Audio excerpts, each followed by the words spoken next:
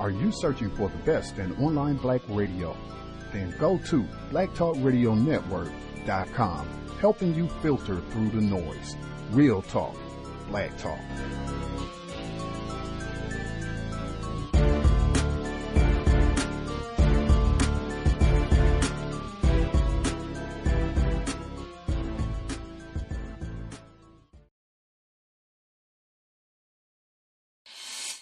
Today is not an easy day for the family and the friends, former teammates of ex-San Diego Charger Paul Oliver. Police say Oliver died Tuesday night in Marietta, Georgia, from a self-inflicted gunshot wound. He was 29 years of age and just the latest in a series of former pro football players who have taken their lives. Oliver played at the University of Georgia and then for the Chargers all the way from 2007 to 2011. His former high school football coach says he was the best player who ever played at that high school. And his former coach, Ru Cobley, joins me now. And I'm sorry for the loss of a man you say you remember like it was yesterday. He was the best of the best. What was he like on and off the field? Well, this is a real tough situation for everybody because this isn't Paul. I mean, this is surprising, shocking. He was really outgoing. He's a great teammate. I mean, when you read in the paper, even the Chargers that they played with, the first thing they say was how much they liked him. And he was really real well liked, a leader, hard worker, and talented beyond belief. How many years ago was that where he was playing with you? He played at Harrison from 1999 to 2003. And his brothers all played. His whole family played for me. They were a football family.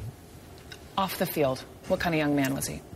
Well, just like I said, I mean, they were real close-knit. His sophomore year, we played for the state championship. And he played with a group of kids that were talented, too. There were 5 Division I players off his senior class. And they were really tight. They were all called yesterday. They're all upset and shocked by it, and really close-knit, real good friends. He was a good friend, good teammate, good leader. This is just uncharacteristic. I would never have thought this. I see your emotion. How is this for you? It's difficult because, as a high school football coach, they're with you like 24/7, especially here in Georgia and big school football. I mean, they work out all year. You're with them all year long. I mean, Paul was the kind of kid that, one story was like when he was, we lift weights at 6:30 in the morning. That's when we did it, and it takes a big commitment to get there. He and a bunch of his teammates started doing that in the 6th grade. So he was up there with the varsity kids, and they were that committed. And when you're with those kids for so long and put so much into it, it's difficult. I read in the San Diego Tribune today, he leaves behind a wife. He leaves behind these 2 kids. And according to this newspaper article I read, it said that they witnessed the incident. The big question is the why. I don't think anyone really has the answer yet. But have you been in touch with him through the years at all? I haven't heard much from him since he went into the NFL. He was in a lot of touch when he was in college, but once you get into that NFL scene, we haven't heard much from him, although all the players called me yesterday, a lot of them, and, they had talked to him and now and then, but they were just as surprised. They said he was excited about his family and bringing up his 2 kids. John Abadi, who is his best friend with the team, and he also had an NFL tryout, and a good player himself. He talked to him this morning, said, John, what do did you have any ideas? No idea. It's uncharacteristic. Coach, when you hear about, we've been reporting, I think, of Junior Seau, a number of other pro players who've taken their own lives. The question I have, I guess, since you've been dealing with young people, are there current players or parents who come to you with concerns about life, if they go pro and beyond? Well, with the pro aspect, you don't have many of them. So, it's a real small percentage that ever get that opportunity. But from what I understand, and, I know a lot of pro coaches and stuff, it's a tough adjustment from being in that big limelight, a lot of money, and then it's gone like like they call you in and gone the next day. It's got to be difficult, but I don't know. Coach Bruce Cobley, Harrison High School, thank you so much. Thanks for having me. Appreciate it. Thank you. And we are The Cows, Justice, Gus T Renegade, in for another broadcast, hopefully to share constructive information on the system of racism. Today's date, Sunday, September 29th, 2013, so I have been told. We should be back on Tuesday, same program time, 8 p.m. Eastern, 5 p.m. Pacific. We'll give out more details about the broadcast later on in the program. Mr. Paul Oliver, black male, former NFL football player, 29 years of age. 29 years of age, just committed suicide. This is days ago. I thought that would be the best and correct way to begin this program, talking about racism, slavery, NFL specifically, but I think this is likely applicable to athletics in general.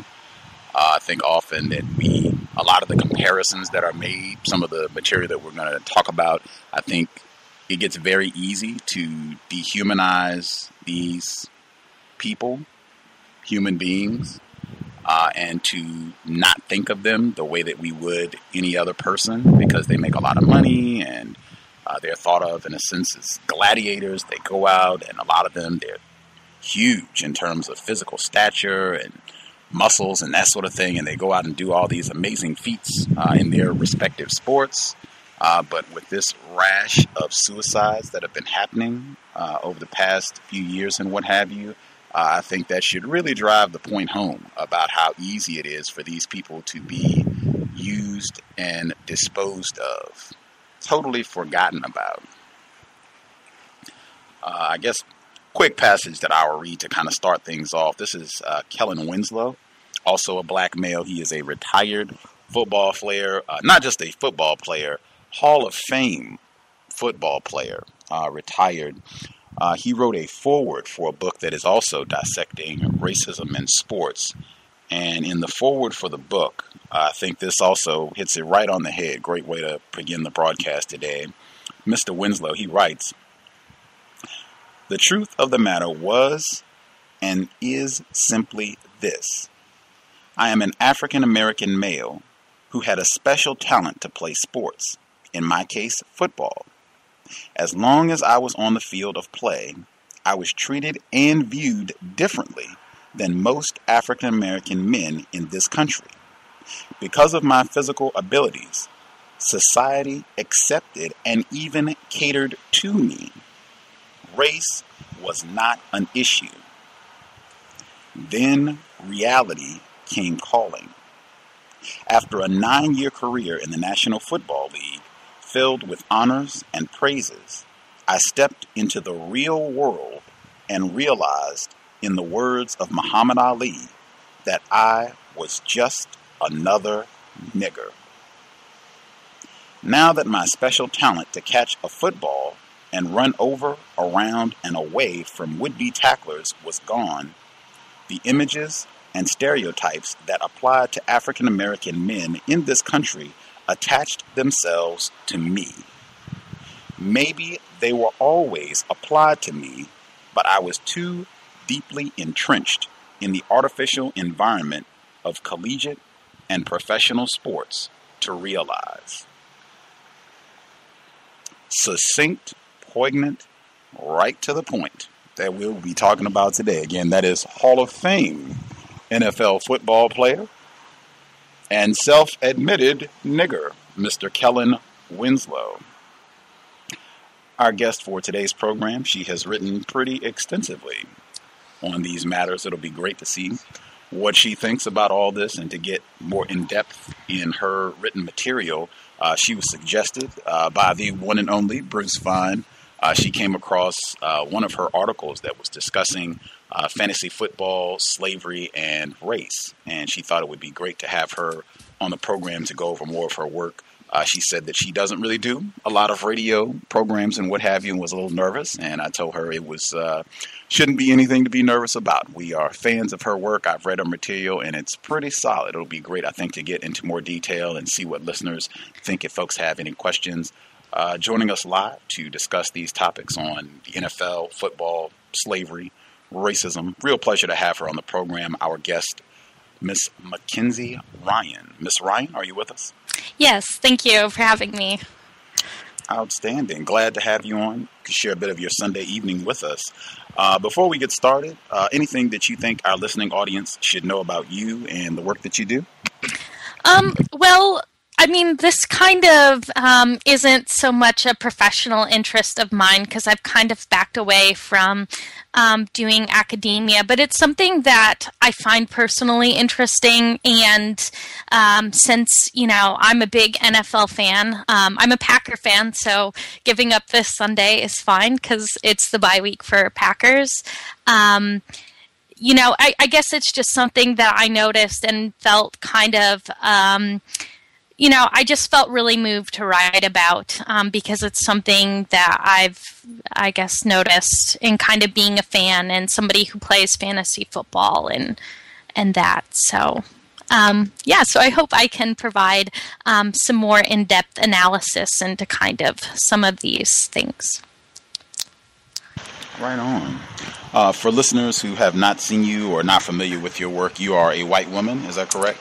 Yes, I'm a white woman. I'm pretty young, I guess. So, yeah. Okay. You said you're pretty young. Is it acceptable if we ask for your age? Yeah, I'm 26. So, yeah. Right on. This program, and I think definitions are very important. This program, Context of White Supremacy, I use the terms racism and white supremacy as synonyms, and I use the same definition for both terms, racism, white supremacy. The definition I use is as follows: a global system of people who classify themselves as white and are dedicated to abusing and or subjugating everyone in the known universe whom they classify as not white. Do you believe that such a system exists, and do you think that's an accurate definition? Yeah, I do think such a system exists, and I think that's really accurate. I mean, even, as a white person, and, I don't think of myself as a racist, but it's definitely, it's easy to define terms in black and white and kind of the white and non-white. And I think you see in a lot of culture, especially popular culture, this kind of definition is kind of, reinforced through culture. So, I guess, speaking from somebody who's white, I guess I'm not too proud to say that, that is kind of what happens and it's wrong. So, yeah. Appreciate the candor. That is rare. We have white people on the program to get that definitive of a response. Yes, it exists, and yes, accurate definition, but right on. Before we get to your work, just to make sure that I'm not I didn't make an error in my interpretation of what I read of your material. The quote that I read from Kellen Winslow, do you think that that is an accurate way to begin the program, or just what are your thoughts on that statement? I think it's accurate in terms of, it's different, I think, when you're playing the NFL and you're kind of celebrated. But, that celebration comes with a cost, and I think that a lot of people don't give it a lot of thought because, yes, these football players, they're big, they're strong, they've had a lot of opportunities in life, they make a lot of money. But, in reality, I think when we discuss NFL players, especially when we discuss NFL players of color, it's definitely kind of a different system, and it's definitely dehumanizing, really. So, I mean, I think it's an appropriate way to kind of open the program and kind of, I guess, the way, players of color are constructed in terms of, in the fans' mind, at least. At least that's what I think. And that's what I've come across in my research of kind of reading things online and even in my own personal experience. Can you give us an example just from your own personal experience, how this racism plays out with regards to dehumanizing non-white players, athletes? Yeah, I mean, I talk in my paper mostly about fantasy football, and I've been playing fantasy football for a few years now. And it's interesting when you talk to other people about fantasy football, and you talk about trading and exchanging players and what players have to offer. And I'm always kind of taken aback by the ways we describe players of color versus white players. And I've heard people kind of make racist jokes, in terms of what they named their teams, even in terms of how people describe the players in terms of, their physical attributes versus, if we talk about somebody like Tom Brady, they're winner, they're all American, guys that, we'd like to have a beer with, that sort of thing. So I guess that's just that's a kind of a vague experience, but I think it's pretty general. It's not something that's rare, at least in my experience. And usually, I'm talking with white males when I'm having these conversations, and I always think that's interesting, from the demographics perspective. Who's doing the talking? Who's doing the describing of these players? And it's usually white men. Not to say that white women don't do this, or people of other races, but it's mostly white men. So. Right on. Before we move to your paper, also just to touch on Paul Oliver, black male, 29-year-old black male, former player for the San Diego Chargers, committed suicide just this week. Junior Seau, it seems that there's been a growing number of these sort of incidents where former NFL players, even some current NFL players, are taking their own lives. Do you think this is in some way related to what we're going to be talking about today, and how these athletes are commodified, dehumanized, and ultimately disposable? Yeah, I do. And I think that, it's kind of, again, once we're done with the entertainment that they've provided, once they've fulfilled their use for us as fans, then, it's easy for us to kind of give up caring. They've got their money. They got what they wanted. So now we're kind of done with them. And, it's interesting how the NFL, I guess the ownership of the NFL, the management of the NFL is kind of reflects at least the fantasy football fan base, in that it's mostly white males who are, in the upper class, and kind of how they kind of control, the fate of players afterwards in terms of the support they offer, in terms of health care, and even, while people are in the NFL, the kind of, I guess, safety regulations they put out are not really, I think, I think they kind of go along with this commodification and kind of disposing that we do. Wanted to give another audio clip. It was our timing with the context of white supremacy is impeccable. I think within a day or so that Bruce Fine sent me a report on fantasy football, slavery, racism. NPR did a segment where they were talking about fantasy football, and I just thought, wow, this is fascinating. I know for a lot of people out there who they're not into American football, or if they are, they're casual fans or what have you, or maybe they've never participated in fantasy football. This is serious business. Like millions of dollars are invested in this. You write in your paper that you got between 27 and 32 million people are involved in fantasy sports. We're talking about a business that is approaching $1 billion annual business with the amount of money and different products that are associated with this. NPR, this is a report that they did just a couple weeks ago, just to give you an idea of how serious this is for folks who might not be familiar with all of this. And then we'll move into Ms. Ryan's paper. But this is on people actually leaving their jobs because they are so obsessed with fantasy football. This is Weekends on All Things Considered from NPR News. I'm Jackie Leiden. Defending Super Bowl champion Joe Flacco is still available. This was the scene one night this past week in a townhouse in Falls Church, Virginia. 9 men with their laptops aglow, all huddled around a dining room table ringed with half-empty beer bottles. Those wide receivers are moving fast. They, like thousands of others around the country, were engaged in a fantasy football draft. Scott, you have to take Larry Fitzgerald.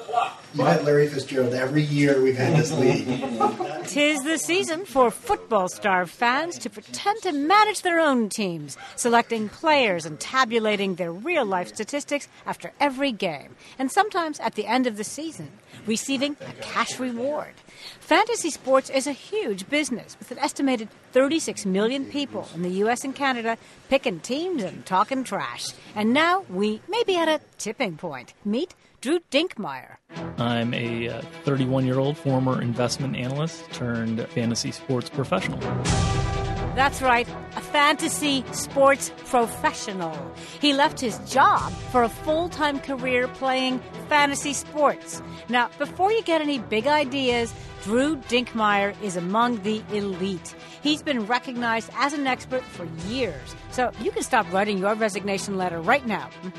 And this guy's not playing the leisurely game that you and your buddies do. Dinkmeyer's involved with a lesser-known form of fantasy sports that requires daily wagers. Most gamers, they just lay down one bet a season, not him. If you're playing multiple games on a given night of over $500, you could see a scenario where you're making thousands of dollars a week very comfortably. But that, of course, requires the risk tolerance to be able to outlay that capital on a given night. And so after a few years of playing, I started to have income levels that were commensurate with what I was making in the financial world. And it started to become more of a reality and less of a dream.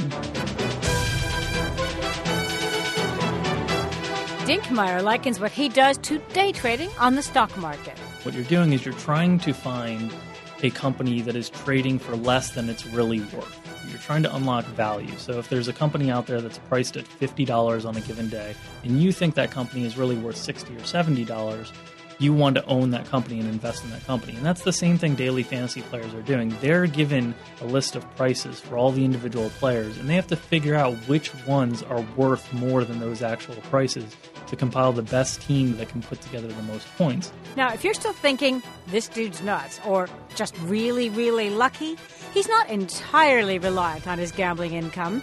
He still gets paid to write for fantasy sports websites. He hosts a show on satellite radio. Plus, I'm fortunate enough to have a wife that does very well in the financial industry as well, so there's a little bit of financial risk taken off the table. So Drew Dinkmeyer feels he can live out this sports fantasy dream for the long haul. This is something that allows me to do all the other things that I wanted to do, which was be a very involved father down the road, hopefully. This is something that I imagine doing for the rest of my life, really.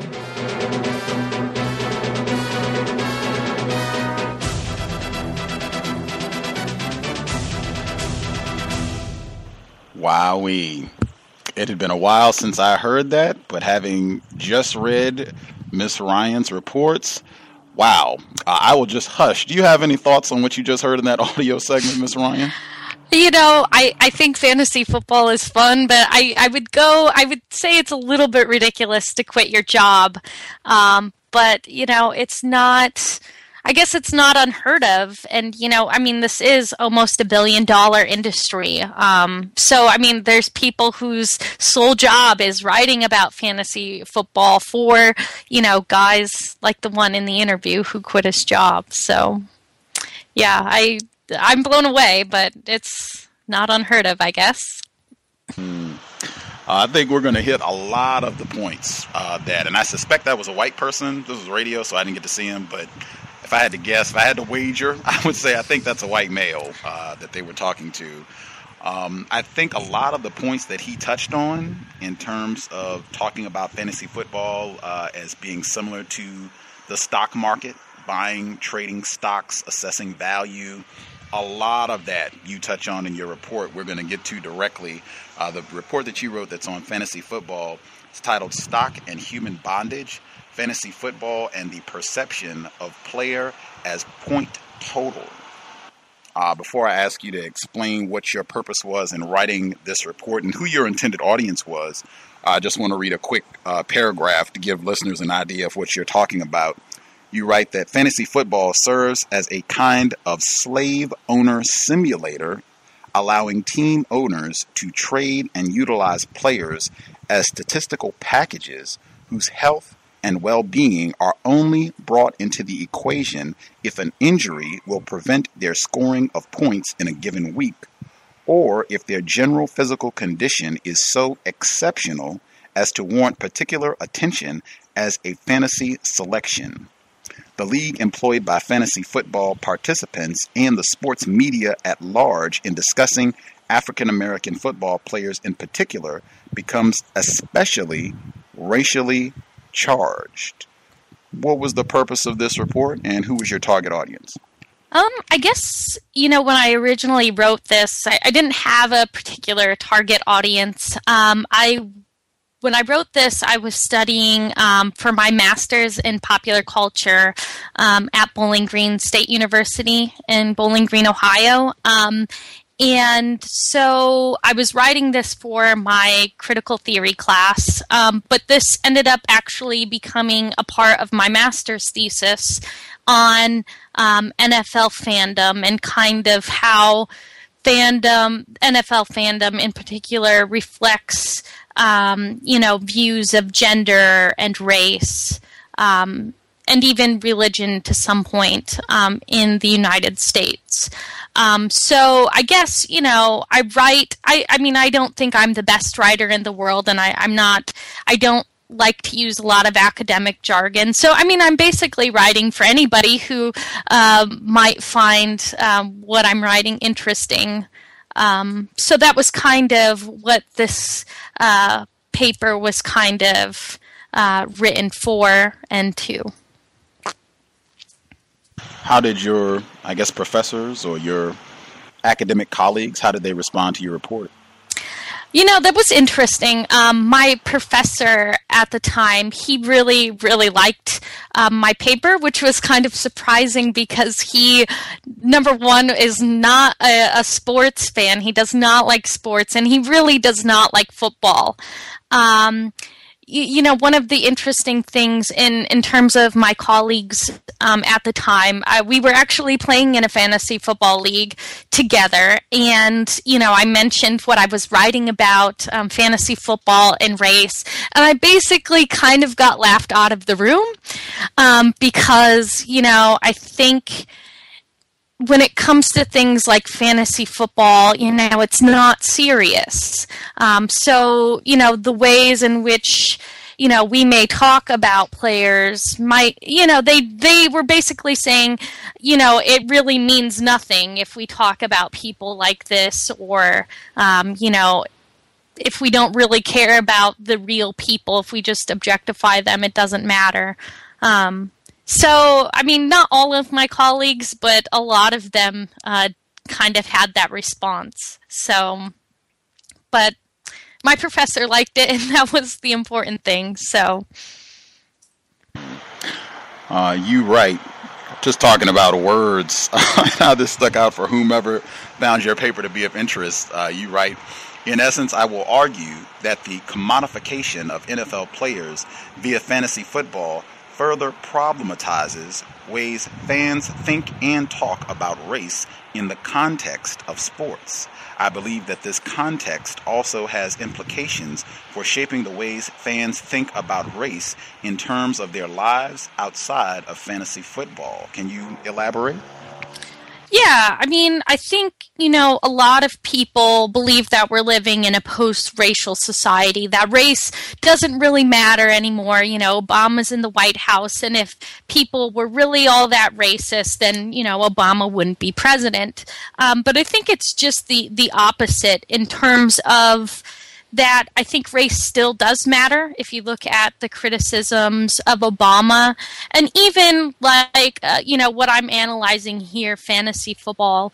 I think, these little meaningless, quote unquote, activities that we participate in they do shape how we think about race in terms of, how we look at these players. They're just commodities. They're not really people, and especially when you look at, again, kind of how we talk about white players. I mean, they're very much talked about as people, not as objects. But, when we start talking about, black players, then they very much are objects. And I think that has, I think that can translate into everyday life, how we and how we think about people of different races, and especially, I guess, I grew up in northeast Indiana, in a very white community. And, I guess I grew up, every day kind of seeing how these little things kind of translate into how we think about race and how we, I guess, frame our everyday lives. Absolutely. I guess just to build on what you're sharing with us before I move forward in your essay, the consistency that I see with regards to how white people talk about race, how they talk about racism, and specifically how they talk about non-white people, it just seems as though it is very similar, regardless of whether they're talking about sports, whether they're talking about politics, whether it's a natural disaster. It seems to be the same with regards to dehumanizing non-white people. I was thinking of Hurricane Katrina, since we're just past the 8-year anniversary.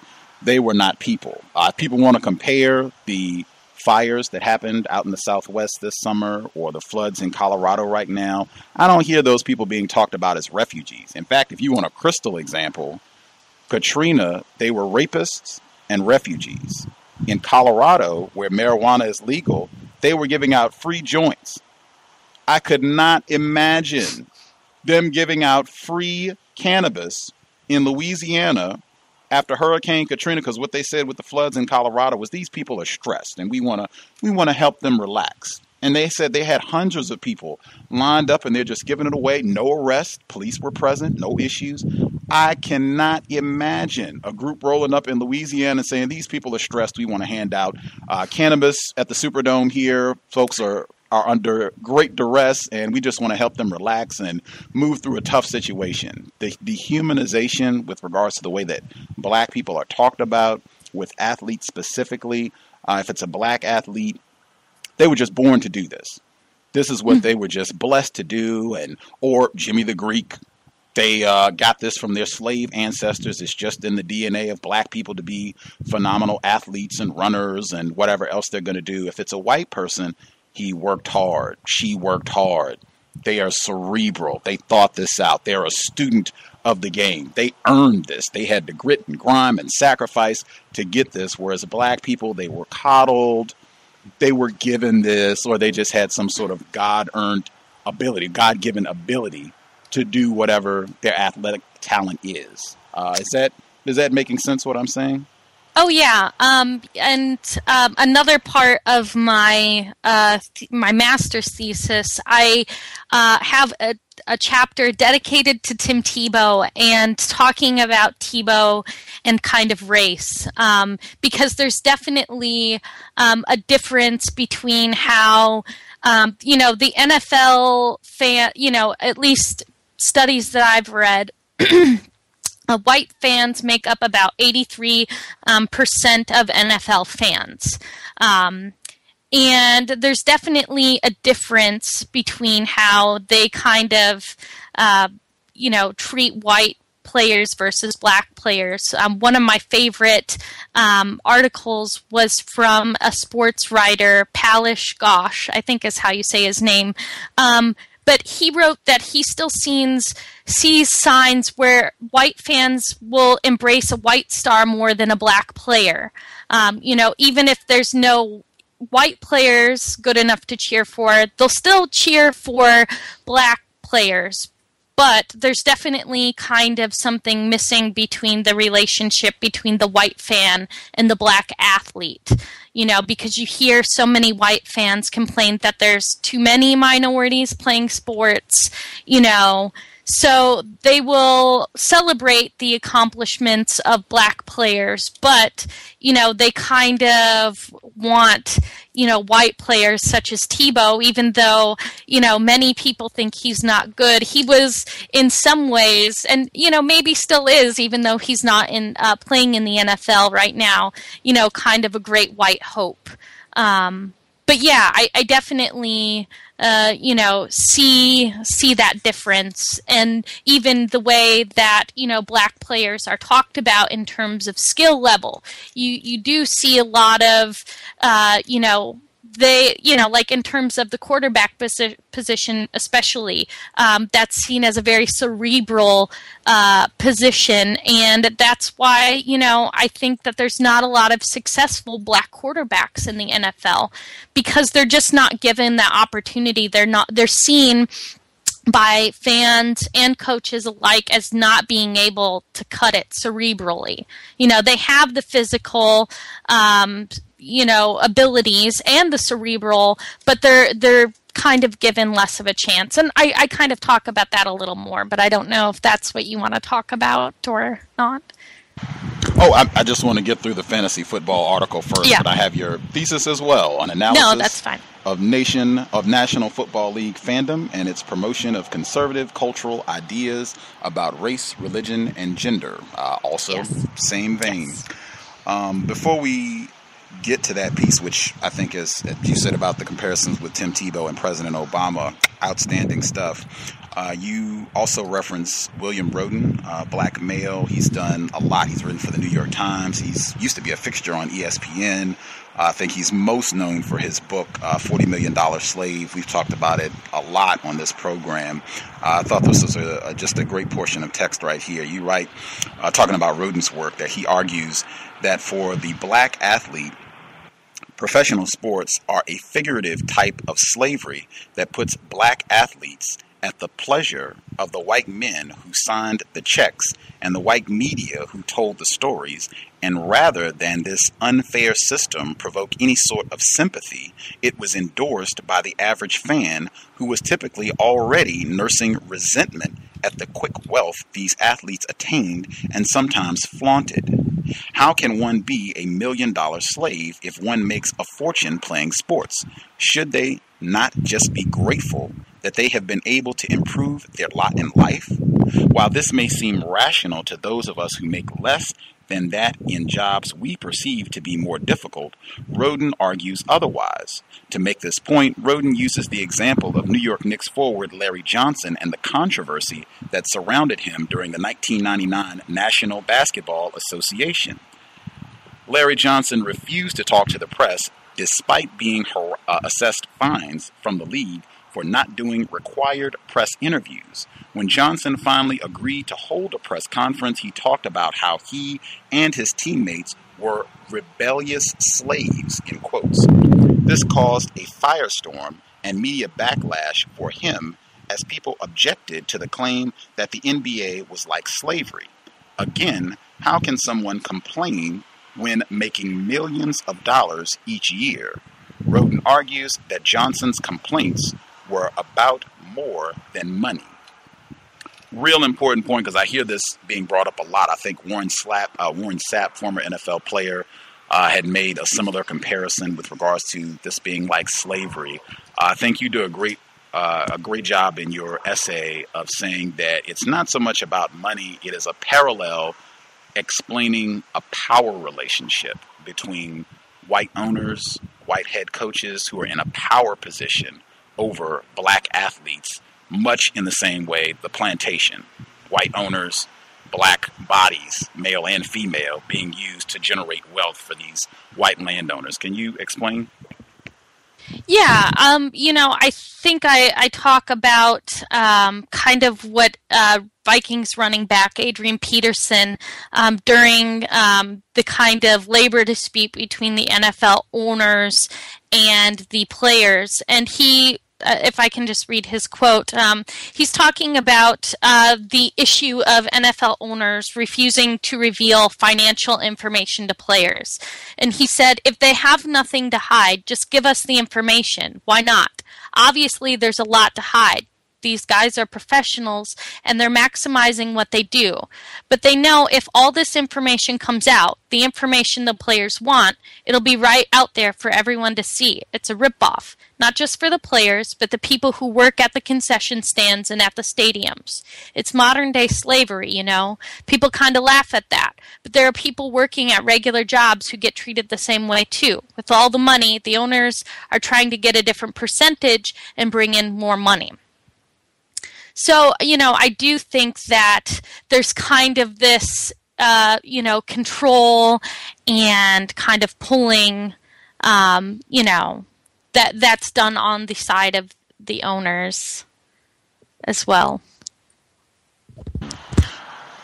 It even reminds me of the fan base, because I think for most of the major sports, certainly tennis, golf, NFL, NBA, baseball, I think if you look in the stands, and particularly over the past few years as ticket prices have gone up and up and up, most of the fans for these sports are white. It's definitely for the NBA and the NFL, most of the players are black, non-white. And as you touched on, this has been brought up more and more and more. And just for me, the slave dynamic of this all, the racist dynamic of this all, just having these black bodies that are just here for our consumption, our entertainment. We don't want to hear any of your gripes. We don't want to hear any of your complaints about what you don't like or what you think is quote unquote unfair. You should just happy that we allow you to be here. Almost hearkening back for me, I don't think any of these discussions should happen without it being brought up that for a long, long time, black people weren't even allowed to play in the NFL. Specifically with the Washington Redskins, they had to be dragged kicking and screaming to make them have black athletes on their team. We talked about this extensively with Showdown on our podcast earlier this year with the white male. He's written a whole book about this. And same for the NBA. Long time they didn't even allow black players in the league. So I think that attitude of, hey, you should be happy that you're here, you're making all this money, and just shut up and entertain us. Be fun for us. Run up and down the field and do something that, will make us laugh or ooh and ah at your whatever slave DNA given abilities type of thing. I think the racism just seems very clear to me in all of these academic or athletic endeavors. You have another passage here. You write that, and this is talking about the relationship with regards to fantasy football and relating that to the slave aspect as well.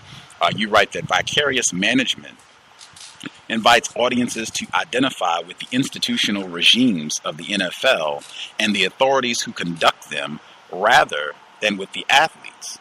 It is a mode of fandom primarily located in new media entertainments, though it spans several media platforms, in contrast to the heroes of the past enshrined in statutory outside many NFL stadiums.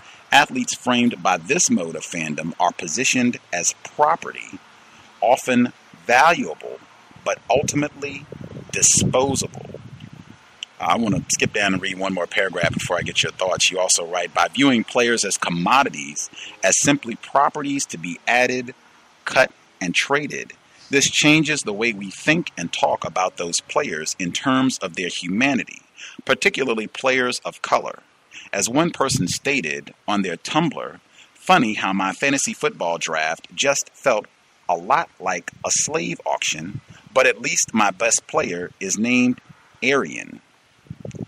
While this statement is problematic for a number of reasons, not the least of which is what could be construed as neo-Nazi sentiment, which is itself ironic given that the player to whom he refers, Arian Foster, is an African American, this statement still acknowledges this commodification of the player in conjunction with race relations within the NFL and how these are simulated by fantasy football. Other blatant cases can be found in how players and even the leagues themselves are referred to by some who play, such as leagues called forced slave camps, or through team names such as Peterson is a slave. While these may be poking fun at players such as Mendenhall and Peterson, who articulate the similarities between the NFL and slavery, it seems to reinforce these very arguments regardless of intent. Can you elaborate a bit on those two passages? Yeah, I think the first passage, the first quote you read, I want to give credit where credit is due. That passage was from Thomas Oates, who is an assistant professor at the University of Iowa. And he, is one of the few people out there that is writing about kind of sports, particularly NFL fandom, and kind of, race. He is a male, and he is African American.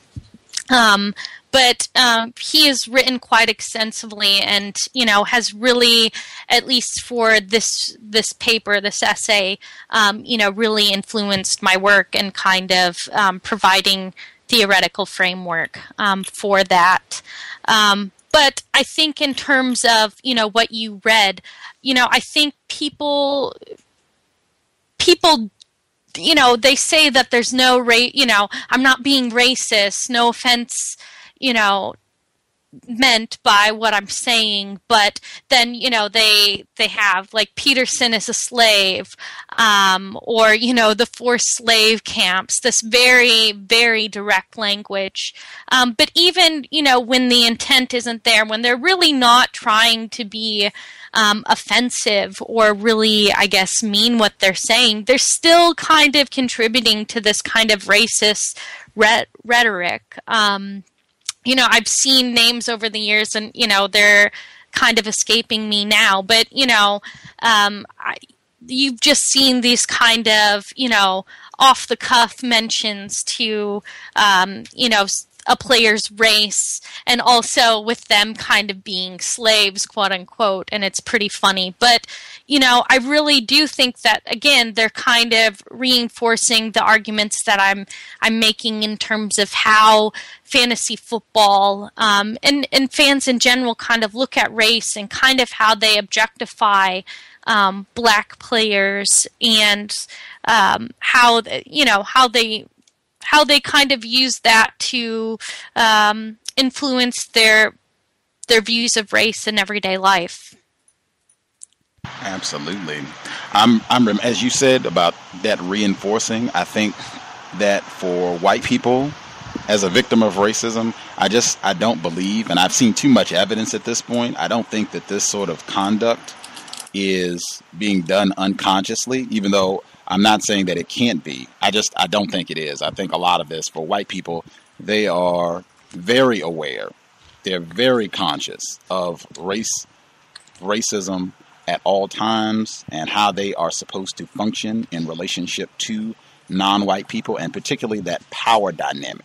In fact, I would point racist jokes. I think they reveal so much about the culture of what it means to be a white person worldwide. And it is an infamous racist joke. It's, what do you call one white person with 10 black guys? Punchline. Oh, no, sorry. Do you know? No, I don't know the punchline. Oh, okay. The punchline is quarterback. And I've heard this over and over and over. Frequently when I share it with white people, they've already heard this joke. And it goes on like it's, what do you call one white man with 50 black guys? And it's general. And then it's, what do you call one white man with 500 black guys? Warden. Power dynamic. Whatever we happen to be doing, what regardless of what we're talking about, if this is something that's athletics, if this is war, if this is prison, if this is a job, if this is a stock market, whatever, white people are supposed to be in charge. Black people, non-white people are supposed to be subservient to white people at all times. And I think that's what you're talking about in your article. You give context. The NFL, the ownership is overwhelmingly white. The coaches are overwhelmingly white. Same power dynamic where you have white people who are ultimately the brains, in quote, of these operations, the brawn black bodies that need to be controlled, told what to do.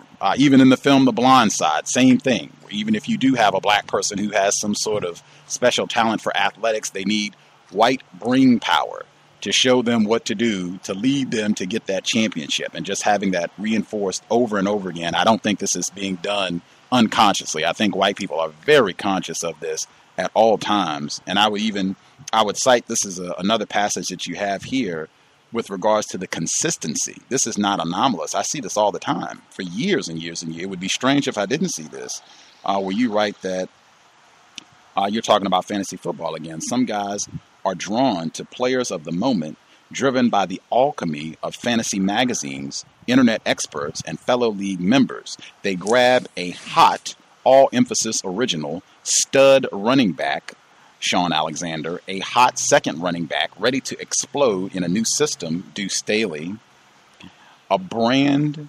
name wide receiver, Chad Johnson, a hot wide receiver coming off a breakout year, Santana Moss, and a brand name winning quarterback, Tom Brady, going with a trendy receiver who's never had more than 1,000 yards is far more important to him than taking someone like Marvin Harrison, a proven, albeit boring, workhorse. And you're citing a different person's fantasy football review. This is your work, or your words. You say, out of the mentioned players, the only one not referred to in terms of being a stud, hot, and workhorse is the only white player named in the passage, who happens to be the quarterback, Tom Brady. Instead of being described in such terms of raw physicality, Tom Brady is a winner, while everyone else is othered in one way or another. Far from being an innocent linguistic decision with no racial charge to it, this is not an isolated case. When talking with other owners about which players to start, one owner, Honolulu 2786, asks this on the footballfutures.com NFL forums. Need to pick 3 horses from my stable of studs. Help. Need some advice on what running backs to start this week. The owner goes on to mention some of the horses in his stables, all of which are unsurprisingly black.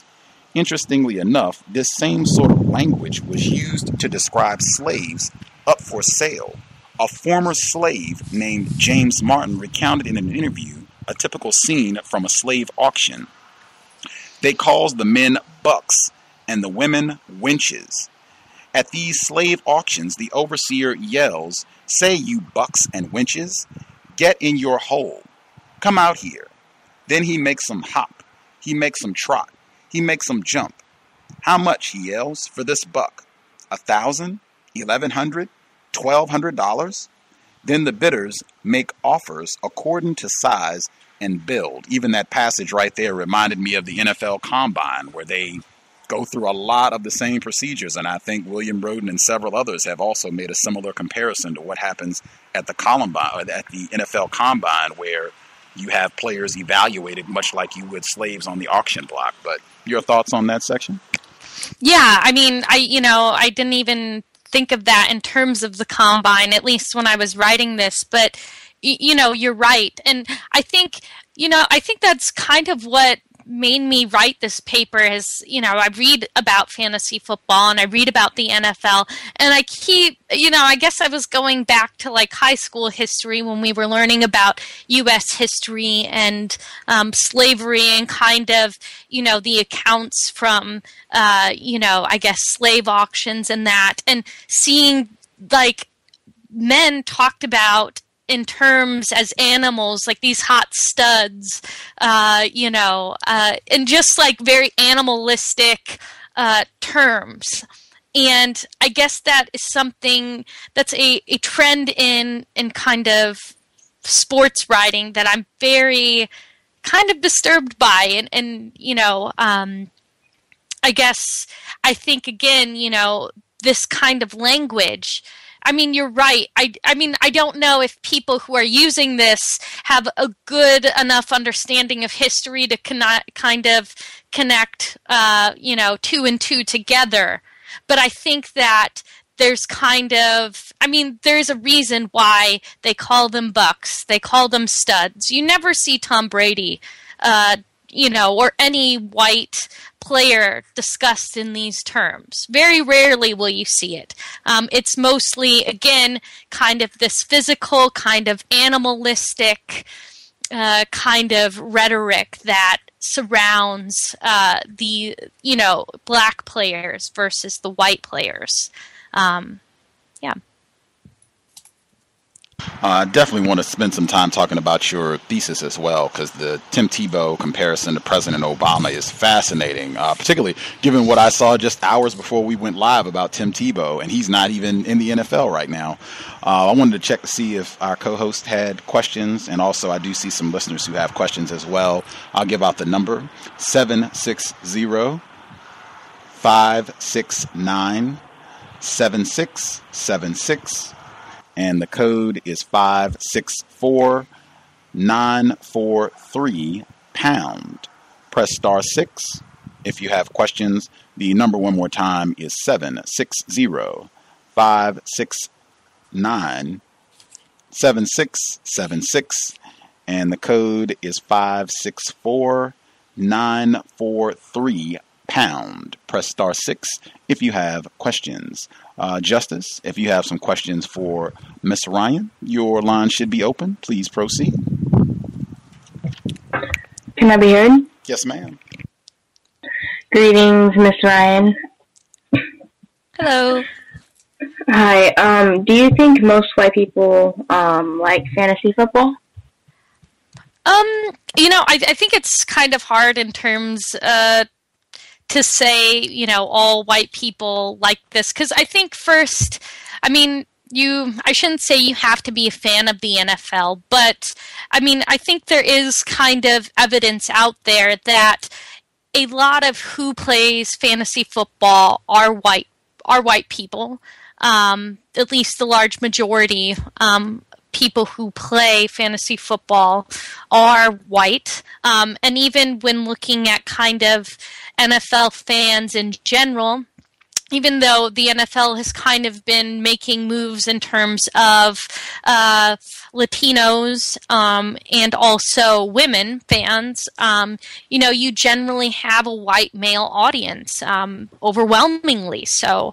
I think it's safe to say that, the majority of people who engage in these type of activities are white people, and in particularly white males. But I think it's difficult to say, do all white people like this? But yeah, I think that answers your question.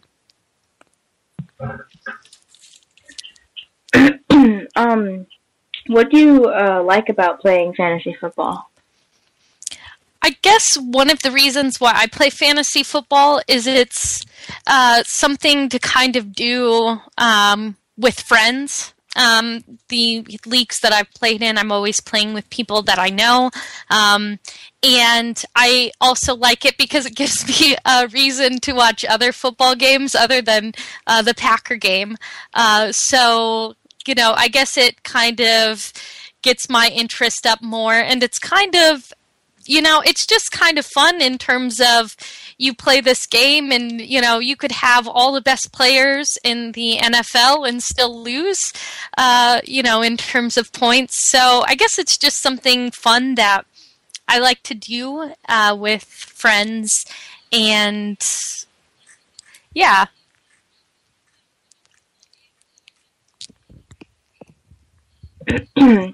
Okay. Why do why do you enjoy talking about fantasy football? I guess it's just something that I'm interested in, and I'm kind of, I'm in an interesting place in terms of NFL fandom and the people who play fantasy football, and that, yes, I'm white, but I'm also female, and there's growing numbers of female fans in the NFL, and there's even growing numbers of females who play fantasy football, but I guess it's something that I like to talk about because I guess I'm used to kind of having to justify why I like the NFL, why I like football, and even why I like playing fantasy, and kind of justifying, that I have the knowledge and that, I'm not just liking football because, my boyfriend or my husband or my dad likes football, but that I actually enjoy the sport.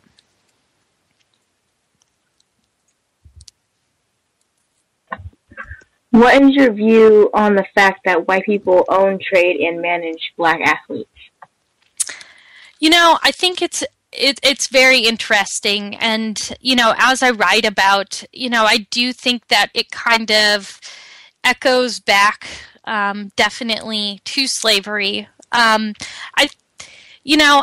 It's something that I struggle with myself because as I was writing this, and even when I play fantasy football now, I definitely try to be aware of kind of what I'm doing in terms of my actions and kind of thinking about how I think of my favorite NFL players. I guess it is, like I say, like a simulation for slavery and trading players of color. But, I don't know if that's the whole story. But, I don't know. I guess it's difficult because it's something that I struggle with myself in terms of how I kind of negotiate, enjoying fantasy football, but also kind of this, I guess, darker side to this fun activity.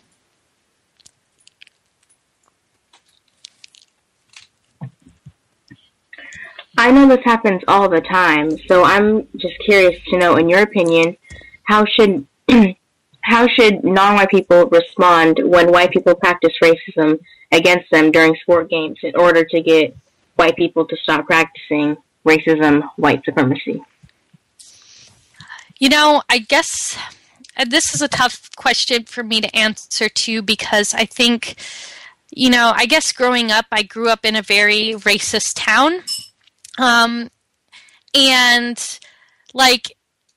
I guess it was hard because sometimes, growing up, I would be made fun of for speaking out against things like racism, homophobia, that sort of thing. And, I guess the thing that I can say is just, I guess, never stop talking about it, raising the issue, kind of bringing attention to kind of what's going on, even if it feels like there's no progress made, because, I definitely think that, as a white person myself, I do think a lot about kind of white supremacy and kind of this position of white privilege that I'm in. And, I definitely think that eventually, the tables will turn and people will really start taking kind of a critical look at, what race means in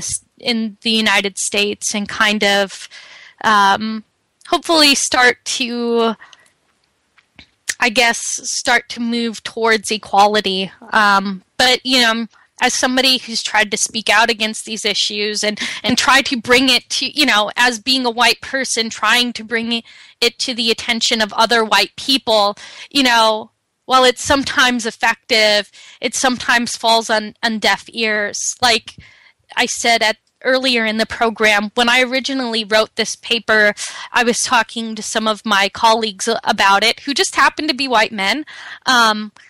But, they kind of laughed in my face and said this doesn't exist. But, I have a hard time believing from what I've seen and what, even all the examples that I provide in my work that this doesn't exist, So, I think just keep putting it out to the forefront and never giving up and keep pushing this issue. And hopefully, people will have to listen and understand whether they want to or not.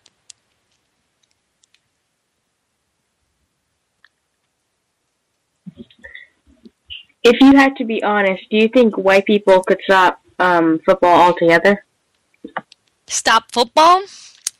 I don't think so. I think, football's one of the, it's America's, a lot of people say baseball is America's pastime, but, I think football is too.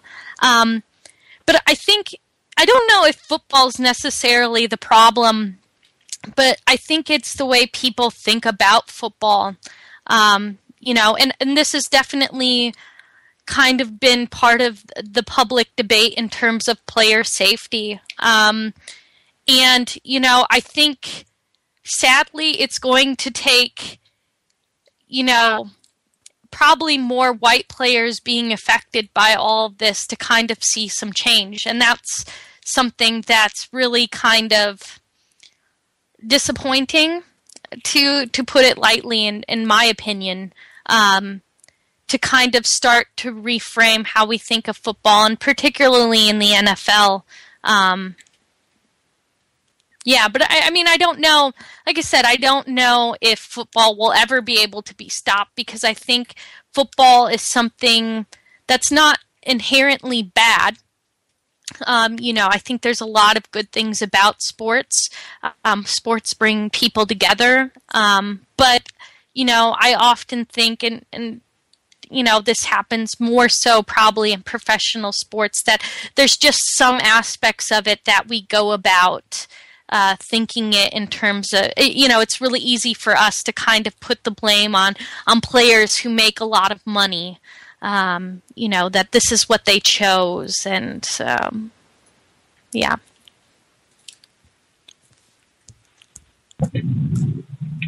What is the overall benefit for white people to keep football going under white supremacy? I think, if I can speak generally, I think a lot of it is the control aspect. In the NFL, you basically have these white males who are trying to stay in power, stay in control, and I think, like other things, it's about the power aspect, it's about the control, and that, I think, is seen as a benefit to having, the NFL run and, other professional sports. I think I don't know if I'm not saying it's a benefit, but in terms of why the system is the way it is, I think it's the power and the control aspect. Having, I guess, the most money and the most manpower behind you, and being able to kind of dehumanize, basically have these slaves at your disposal. I think that's where the power and the benefit, if you want to call it that, lies for white people under white supremacy.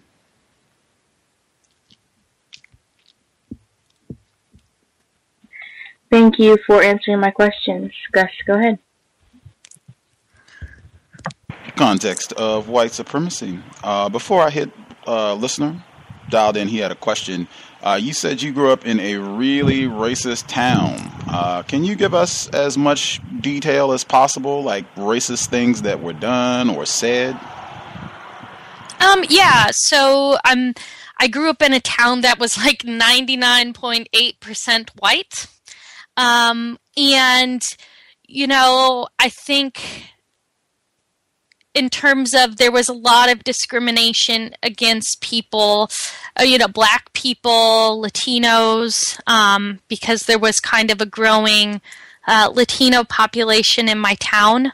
But, I think, when we would play schools from, I guess, the large city near my town, that mostly had black students, so their sports teams were mostly black. There were racist cheers. Like I know I just read, I think maybe about a year ago, not my school, but one of the schools nearby got in trouble for racist cheers. And I mean, there were black students at my school, but they were, I would say, less than 10 out of about 1,000 students. So you would hear the N-word thrown around really casually, like, it was nothing. And, I remember being in my history class, and we were discussing the Ku Klux Klan, and I got into an argument with somebody because there were people in my class, like, bragging about how they wanted to join the Ku Klux Klan. And for me, I just could not wrap my head around, number one, why you would want to join the Ku Klux Klan, but also bragging about it. And thirdly, why there was no other response. Like, I was viewed as kind of almost like an outsider because, I was kind of just appalled and vocally, I was very outspoken, and I still am, but, I was just very argumentative in class about why this was not a good thing and why weren't people kind of getting upset about this? But again, when you're white and you're in a position of privilege, sometimes I think people just don't care. And I think a lot of people in that community don't have a lot of experience with dealing with people with, from other races and even other cultures. It was just kind of over their heads. And, thankfully, my parents, had a lot of friends from all, who were all different races and from all different cultures. So I kind of just grew up around that, and it was not anything foreign to me. It was just like natural, I guess. So does that answer your question? It does. I think that sort of thing is very important for non-white people to hear. If you can think of, any racist jokes or any other specific details that exemplify how racist your town was, that would be great. I just wanted to point out one thing. You told us that you are 26, which, if my math is correct, that would mean that you were in high school sometime in the late 90s, early 2000s. Yes, I graduated from high school in 2006, so about 2002 to 2006. So, I mean, that was kind of a while ago. I mean, if you go to my, I always laugh when I go back home because my parents are divorced, but my mom still lives where I went to high school. And, it's not uncommon to see Confederate flags. A lot of people, again, when referring to black people, use the N-word. And I guess I don't remember that many jokes, but I also didn't, I actively tried to avoid those people who were like that. I didn't hang out with them, and in fact was a little bit picked on by them, but I guess it's just stuff like that. I mean, even my husband, who is from a different state in a different town, when he came back, it was just interesting to see all the Confederate flags and kind of, this kind of attitude that the Civil War was the war of Northern aggression, even though, if you look at Indiana, they were on the Union side, but I guess it's just kind of,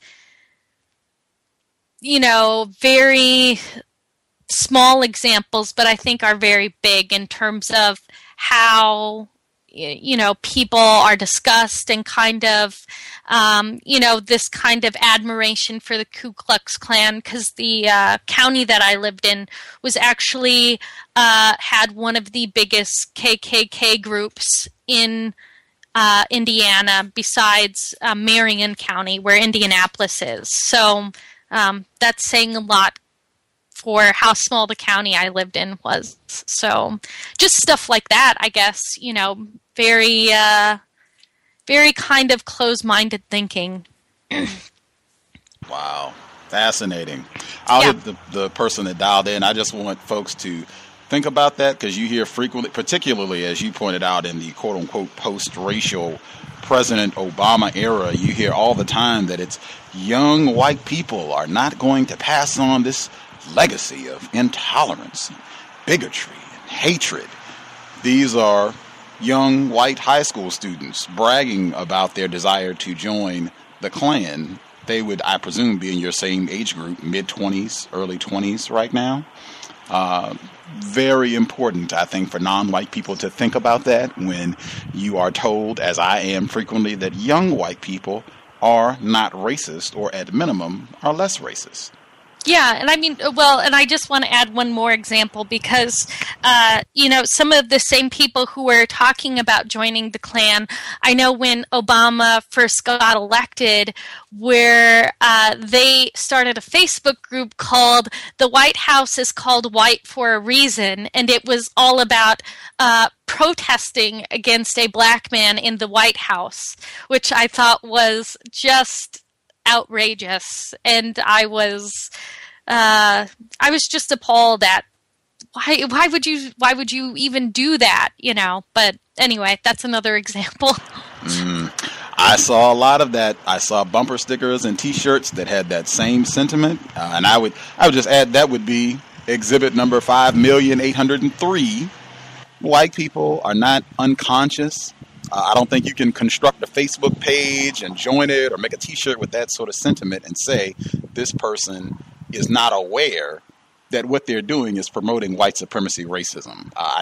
That to me is just not logical. I think white people are hypersensitive, hyper aware of that sort of thing. But the person that dialed in, last four digits, 2516. 2516, did you have a question for our guest, MacKenzie Ryan?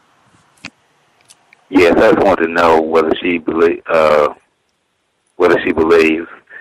that the fantasy of participants, especially the males, referring to the players as studs, has anything to do with the historical homosexual fascination with the black male body.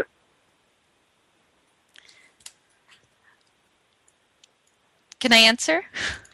Yeah. Okay, sorry.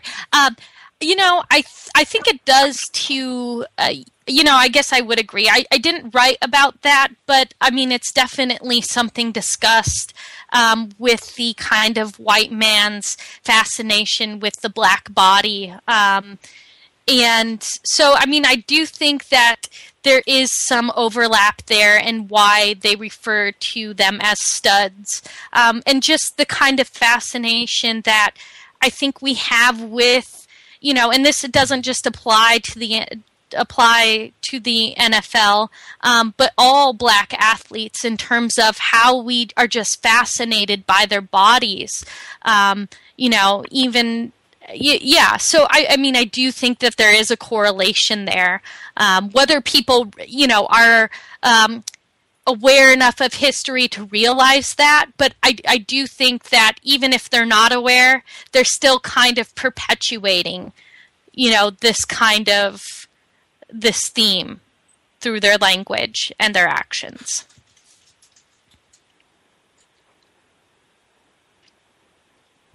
Did that answer your question, sir? Yes, it did. Right on. If any other folks have questions, feel free. Dial in 760-569-7676, and the code is 564-943#. Press *6 if you have questions.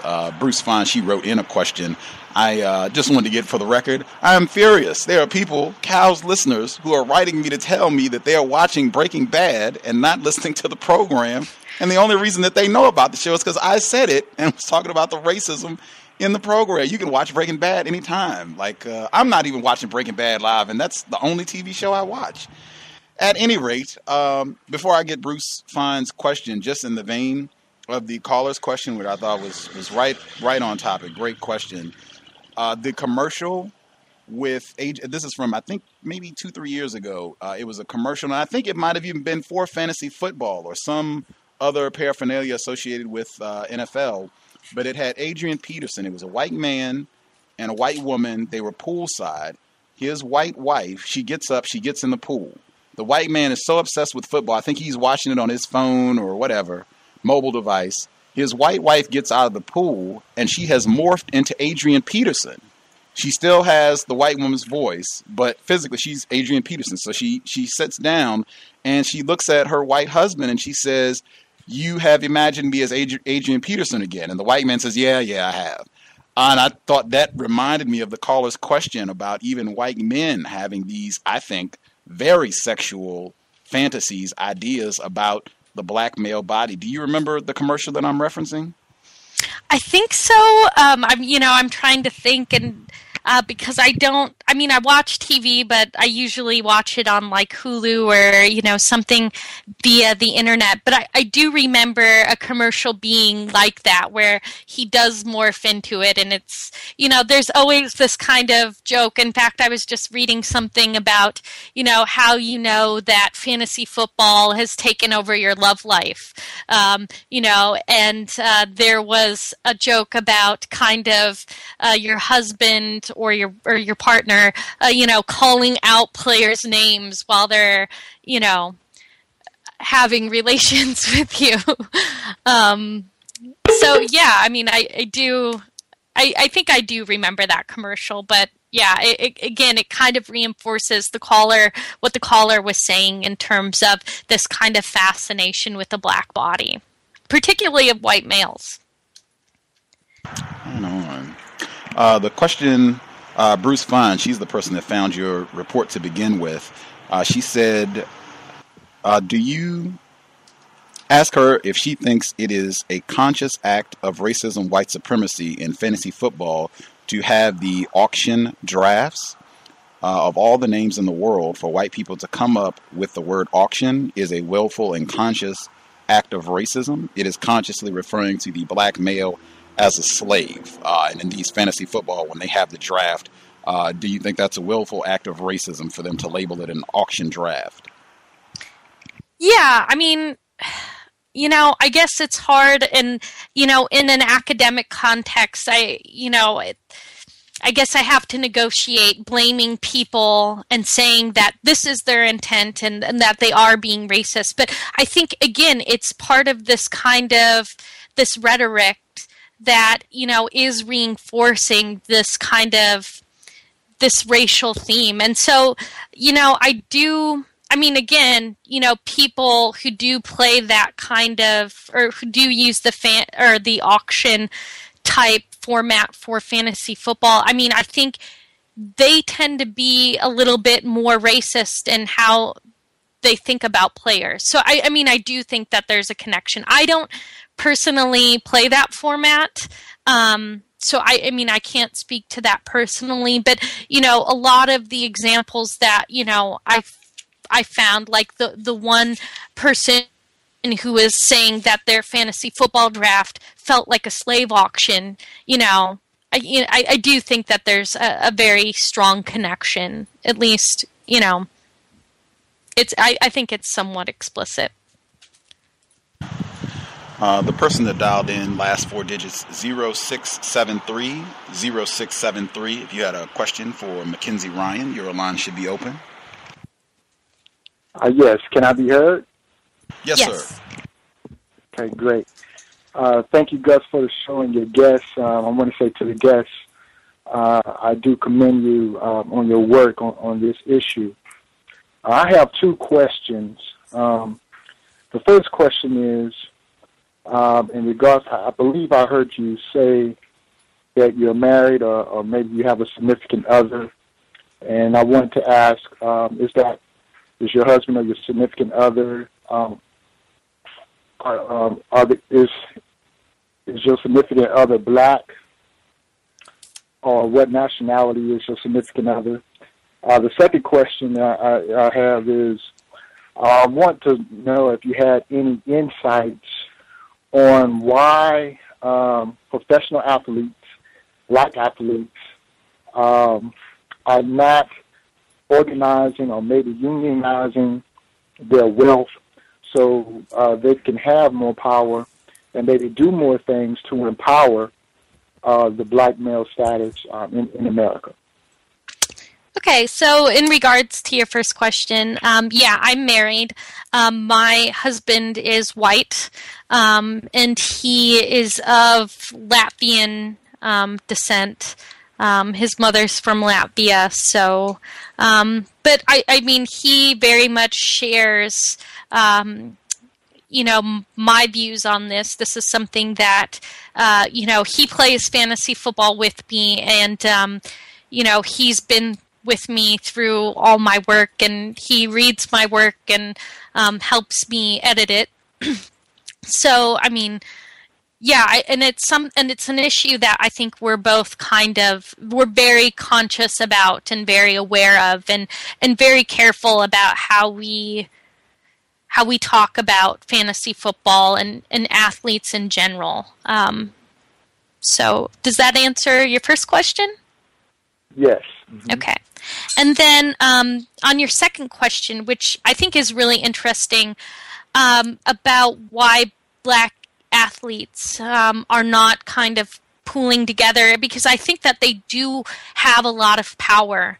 But I think, you know, one of the reasons why, and I don't know if there's any kind of active attempt to kind of, you know, help improve kind of their situation, but I think one of the problems is fans and kind of the public in general, because, you know, when you had Adrian Peterson kind of equating, you know, being a football player to slavery, there was a big uproar about that, and how dare he, you know, compare this to slavery, and, you know, they kind of got laughed off, and there's been other black athletes who, you know, have made these kind of comparisons, and I think the fact that, you know, white fans don't take them seriously, and kind of, again, you know, it's this $40 million slave scenario where, you know, a lot of people think, well, you're getting paid millions of dollars a year to play football, you know, that's, you know, what more can you ask for? You know, that this is something that you deserve. And I think that's one of the problems, is that, you know, you still have these kind of backwards power relations where the white person, the white man, is in power. And that's really hard to combat. I mean, we're still, you know, in the 21st century, still trying to, you know, have equal race relations. Do you see a dynamic? I do understand the dynamic of fans and the influence on franchises. However, as it relates to, again, the black athlete, maybe if I can try to be more precise with my question, do you think there's a reason for the division among his co-athletes? For whatever reason, do you think there is some type of reason or some type of systematic system that continues to maintain the divisions between athletes coming together to pool their resources?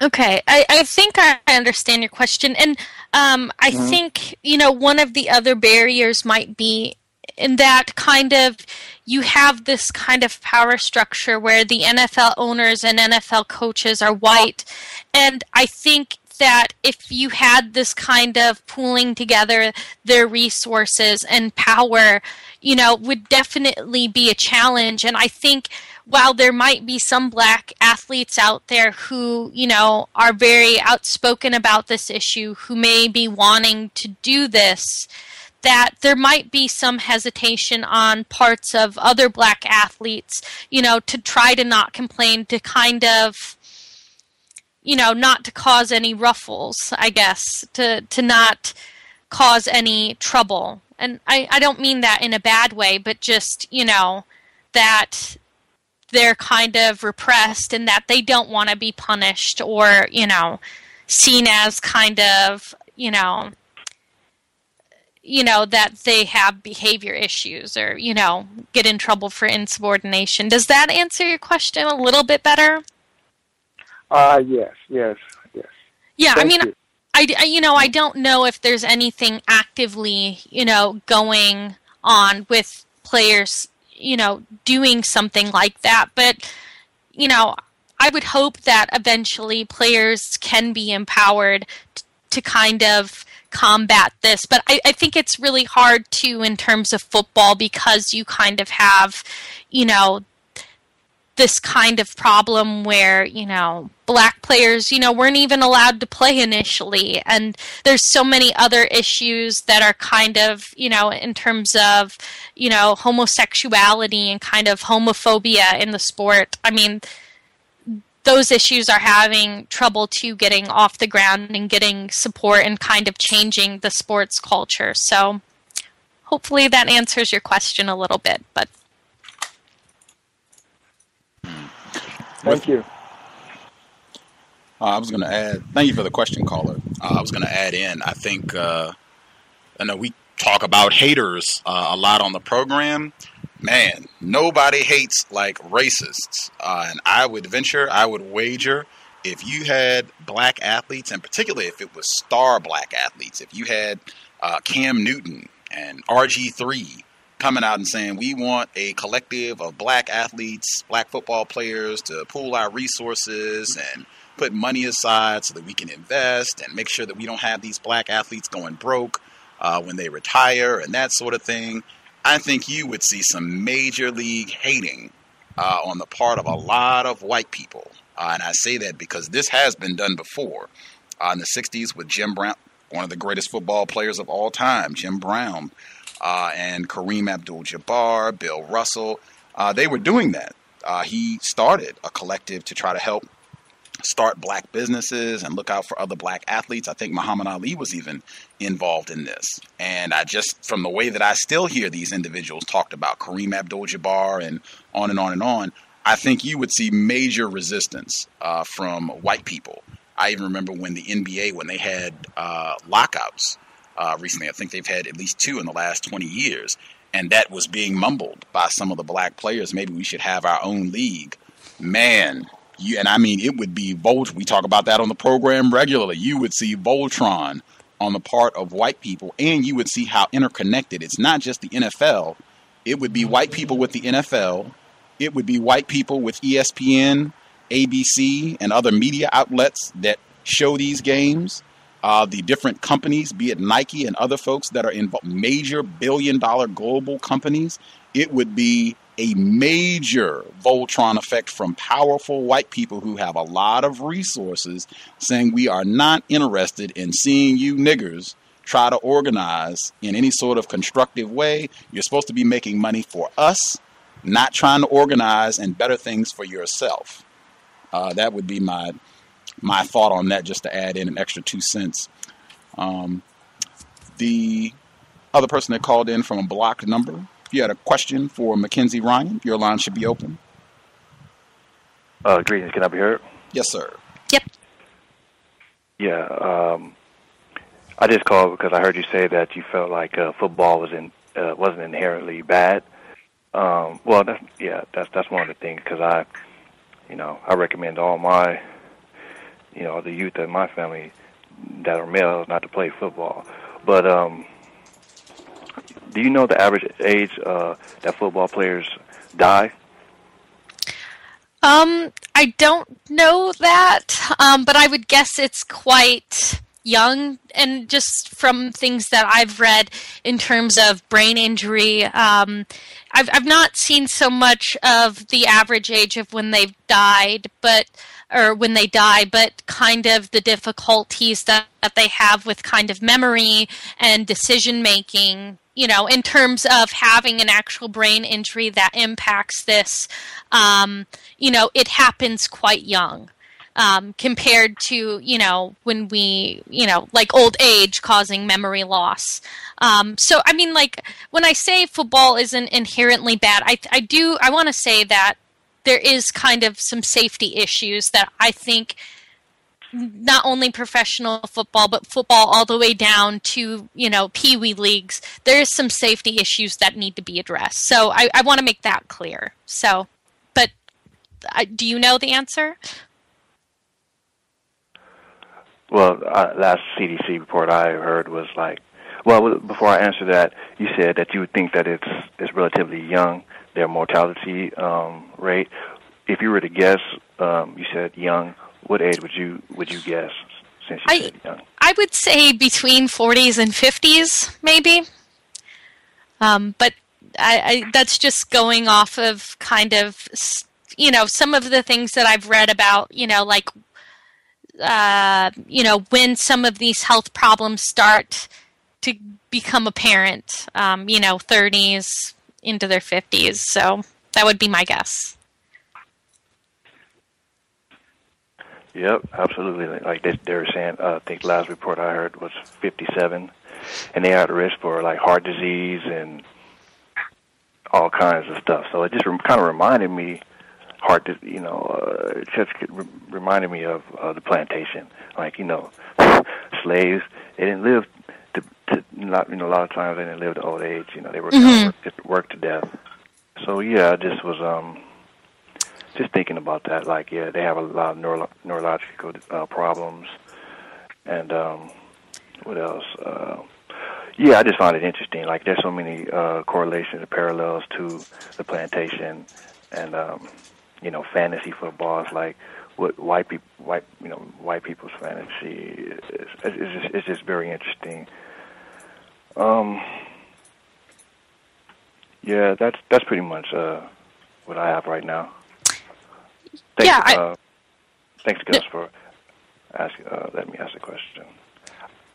Yeah, I think you do raise a good point, and this kind of gets into, something that I'm interested in learning more about is kind of the support that is given to players after they leave the league, because I think I don't know anybody who can honestly tell me that that the support that players receive after they leave, and even in terms of healthcare and kind of, dealing with years and years of like a very physical work, especially things like brain injuries and that sort of thing. I don't think the NFL does a very good job with that. And, I think it would be hard to say that that isn't somewhat racially motivated. Again, this kind of dehumanization, not only from the fans, but also from the, white leadership of the NFL. And the NFL, again, has been trying to make more and more efforts to address player safety. But, I think a lot of it is just kind of them hemming and hawing, rather than real action to kind of address these things. Absolutely. Even during that portion of the dialogue, I was thinking the positions in football that are most protected, where you can be penalized for excessive violence or hitting somebody. I think, unless I'm incorrect, I'm not a massive football fan, but I think it's the punter position, quarterback position.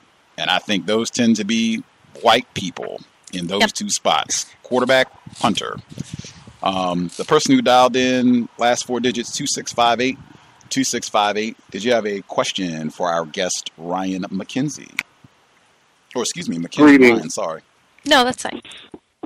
Greetings, everyone. If the NFL is a plantation, then the camp of demarcation to the NFL is the colleges and universities, especially on Division I level. Recently, they have been attempting, the college players have been attempting to organize from the standpoint of them being exploited. The images are being sold and they don't get a penny out of it. And primarily the benefactors are these large white owned and operated and attended universities and coaches that make millions of dollars. The teams make billions of dollars. The sporting industry on the college level itself makes billions of dollars. and primarily a lot of the players who is generating this huge income are non-white black males. I would like to know, what is your take on this, and do you think they should organize? I mean, I definitely think they should, because, they are kind of the driving force, for these like multi-billion-dollar, this industry, I guess, if that's what you want to call it. So, I guess, I agree that, that basically the players themselves are kind of in a position where, they're definitely disenfranchised. And I think that a lot of that is racially motivated, whether, again, people want to acknowledge that or not. And that, I think, and I don't know as much about college football as I do about the NFL, but I definitely think that kind of feeds into the system as well. So hopefully I answered your question okay.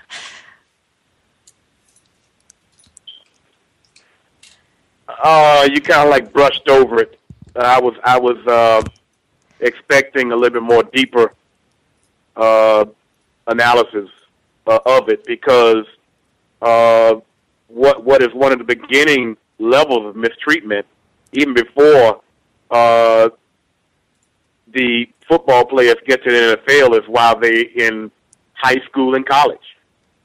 They already are being prepared for this mistreatment, and as I mentioned before, this is a $1 billion industry where primarily white males. Some of them are their administrators, like the athletic directors, and even the coach.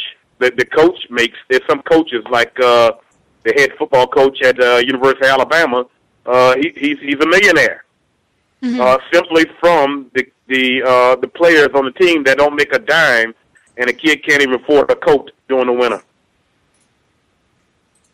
Yeah, I guess, professional sports, it's not just the NFL. Apparently somebody's making money. But the people who are taking the most risk are not.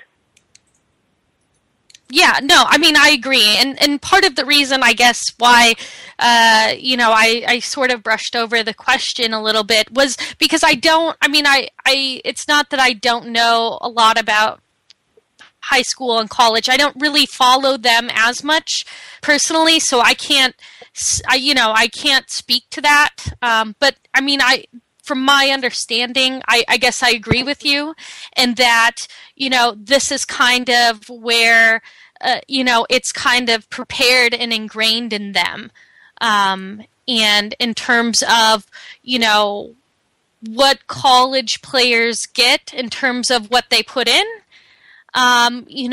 is not a lot. Again, I think people are inclined to say, well, they get a lot because they're getting all this attention. Maybe they get a scholarship, and they get the chance to play in the NFL. Do I think that's good enough? I don't, personally. But in terms of some of the more in-depth details, I don't follow college football that much, so I can't, I'm not comfortable speaking to that as much as the NFL. But I certainly agree with you.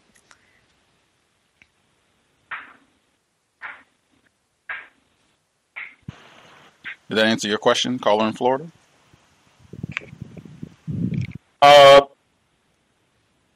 Not really, but I based on what she said, that's the furthest level that she can go to, based on what she has told me.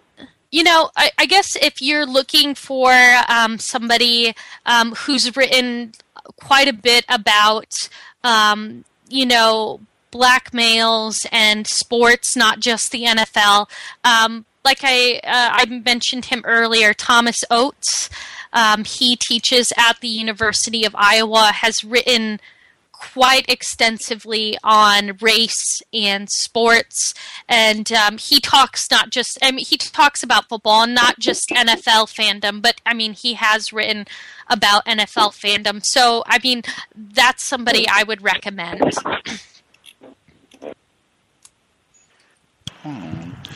I wanted to make sure that I included the portion that you talked about Tim Tebow. Thank you, the caller in Florida, for the questions. If other folks have questions, do not wait till the last minute. You should get your hand up right now if you have questions.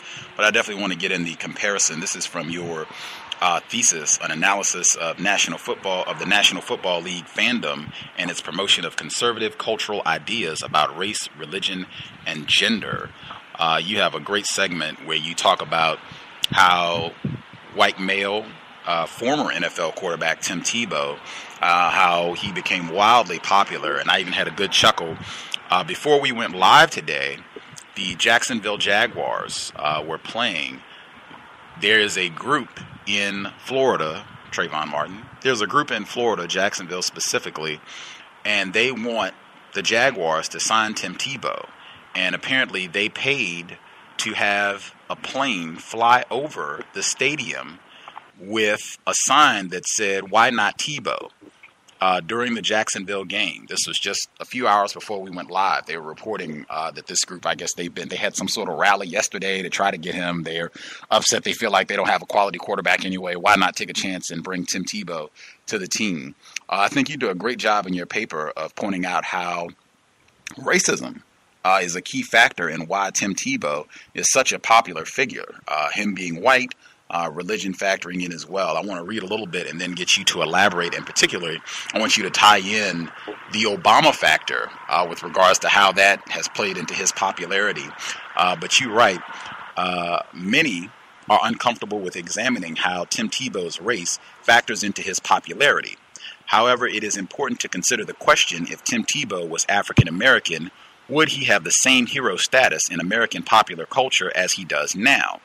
I argue that Tebow's whiteness plays a significant role in Tebow's popularity with fans.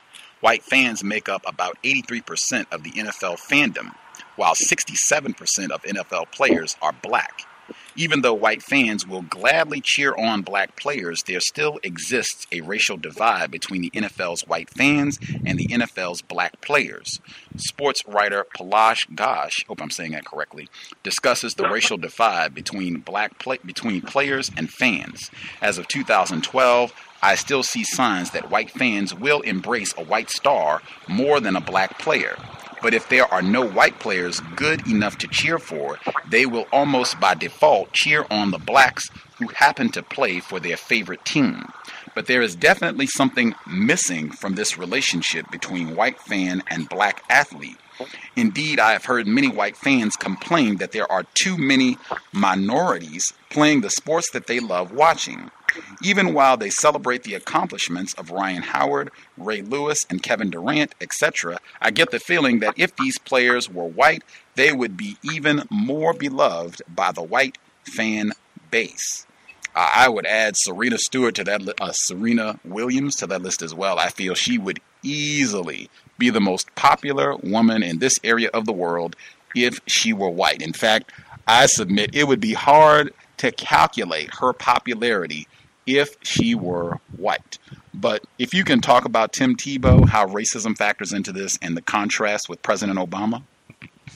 Yeah, I mean, I think Tim Tebow kind of enters the scene at an interesting time. I mean, even before the NFL, or him entering the NFL, there was definitely kind of rumblings and, how he was going to be the next great NFL quarterback. But how he kind of enters the scene during Obama's presidency. And I think Obama's presidency is quite significant in that, a lot of people kind of point to how the number of kind of racist organizations and the kind of participation in racist organizations, such as the Ku Klux Klan, has kind of spiked since Obama entered office. And I think that Tim Tebow's kind of rise to fame in the NFL or just in like the football world kind of parallels that, in that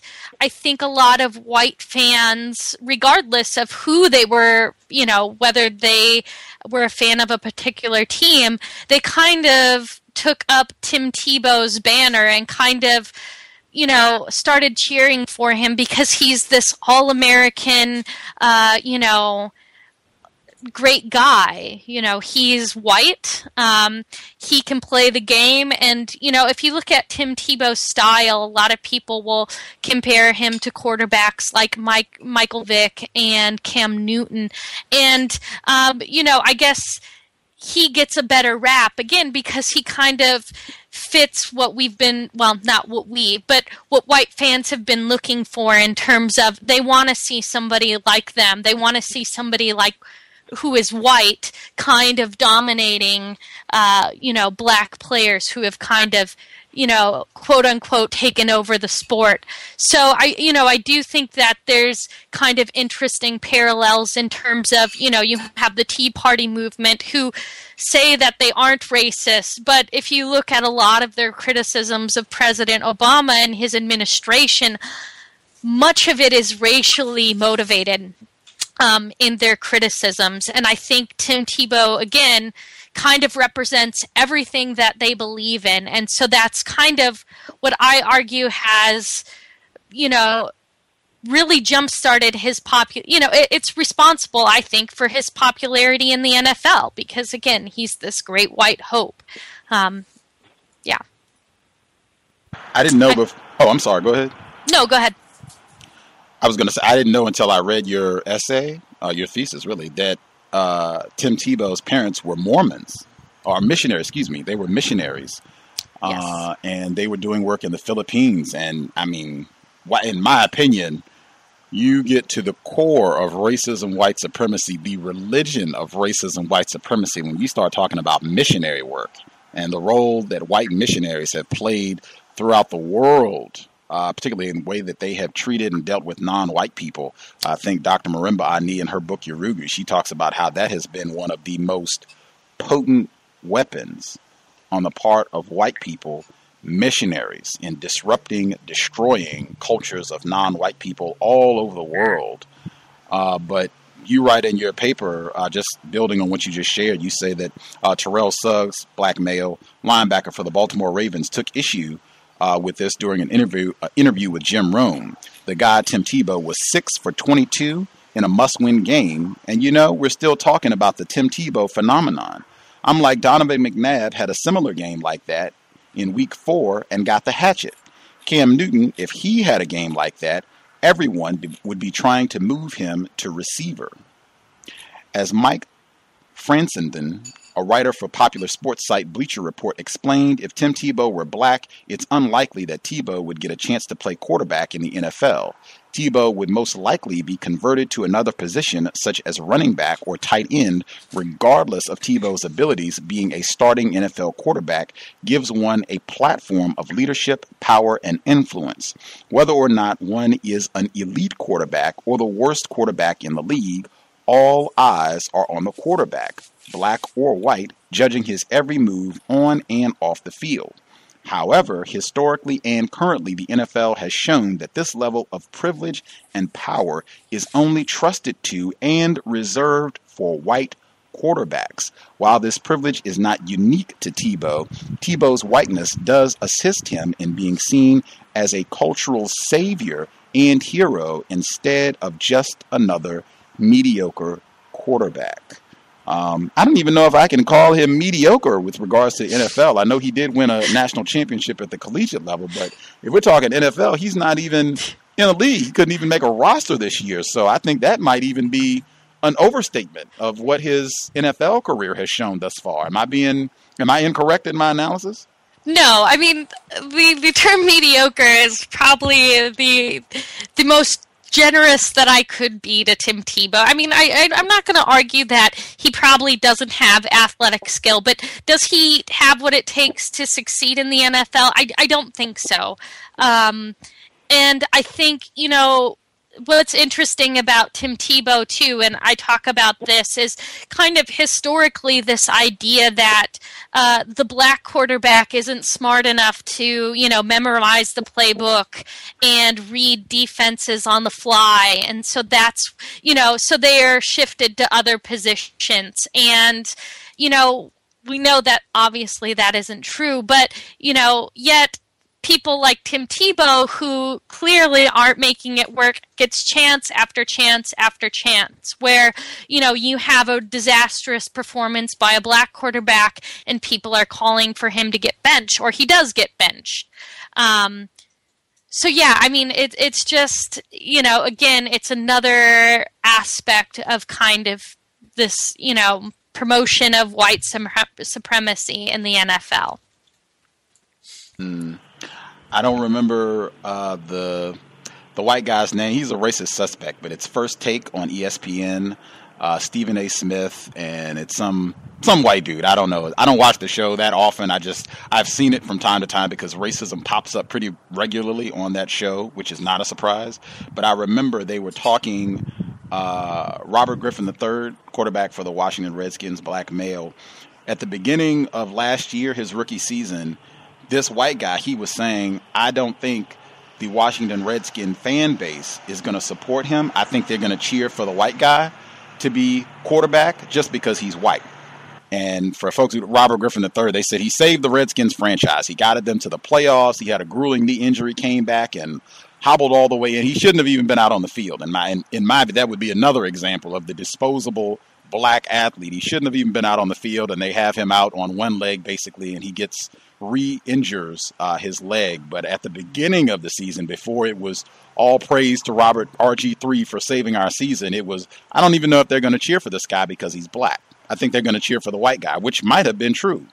And I also remember Donovan McNabb, when he first came into the NFL, when he was drafted by the Philadelphia Eagles, they booed the white Philadelphia Eagles execs for drafting Donovan McNabb. They didn't want him, even though he had a very successful collegiate career at Syracuse, had his number retired and everything. They didn't want him. They wanted a white person. They did not want this black quarterback from Syracuse to come to the Eagles, even though he led them to the Super Bowl. And I think he had a much better quarterback career than Tim Tebow by any NFL standards.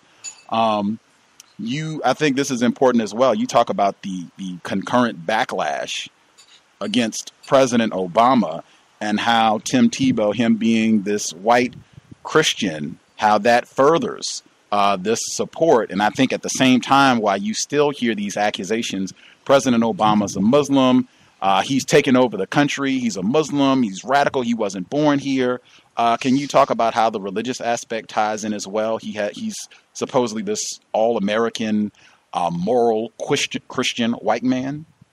Yeah, I mean, it's kind of like you said. I mean, he's kind of the good to Obama's bad, Obama being the Muslim and Tim Tebow being the, nice white Christian boy. And I think, too, even if people accept that Obama's a Christian, which, I mean, I guess I don't have any, I guess it doesn't matter to me whether I don't think Obama's Muslim, but I don't think it matters really. But I think when you look at how people view religion, even when you have black players expressing their religion, like if they're Christian and they're praying on the field, people want them to stop showboating on the field and get them off. But Tebow, he can pray on the field and it's totally fine. But yeah, I mean, again, I don't think that there's any kind of coincidence at Tebow's timing and popularity in terms of Obama and the ideas that he's Muslim and that, he's going to take over. And, again, Tebow's this kind of, he becomes a cultural hero in a sense where,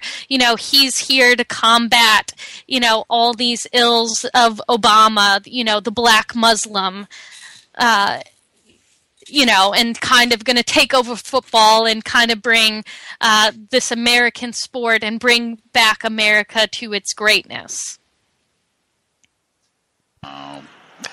I thought this is another great passage here. You said you're talking about Tebow, this powerful white man who trusts the Lord with all his heart and is not afraid to challenge the cultural left by speaking out on sensitive social issues such as abortion from a platform and privilege afforded a starting quarterback in the NFL is the perfect spokesperson for promoting a white, heterosexual, Christian male agenda. In a November 2011 article in the Washington Times entitled Tim Tebow, an emerging American folk hero answering a cultural need, Tebow is presented as ferociously hardworking, unselfish, and unconventional. Essentially, Tebow is presented as the personification of the American ideal. I would probably switch out that term American ideal and I would say the white supremacist ideal. This is the quintessential image of what they want to push, the image that they want everyone to have, what you should aspire to be, what the quarterback position should look like, what we should all be looking up to as the pinnacle of an American athlete, Tim Tebow, even though he's not in the league right now. But I wanted to, we had a call. I'll get the person that dialed in. The person that called in 3557, did you have a question for our guest, MacKenzie Ryan?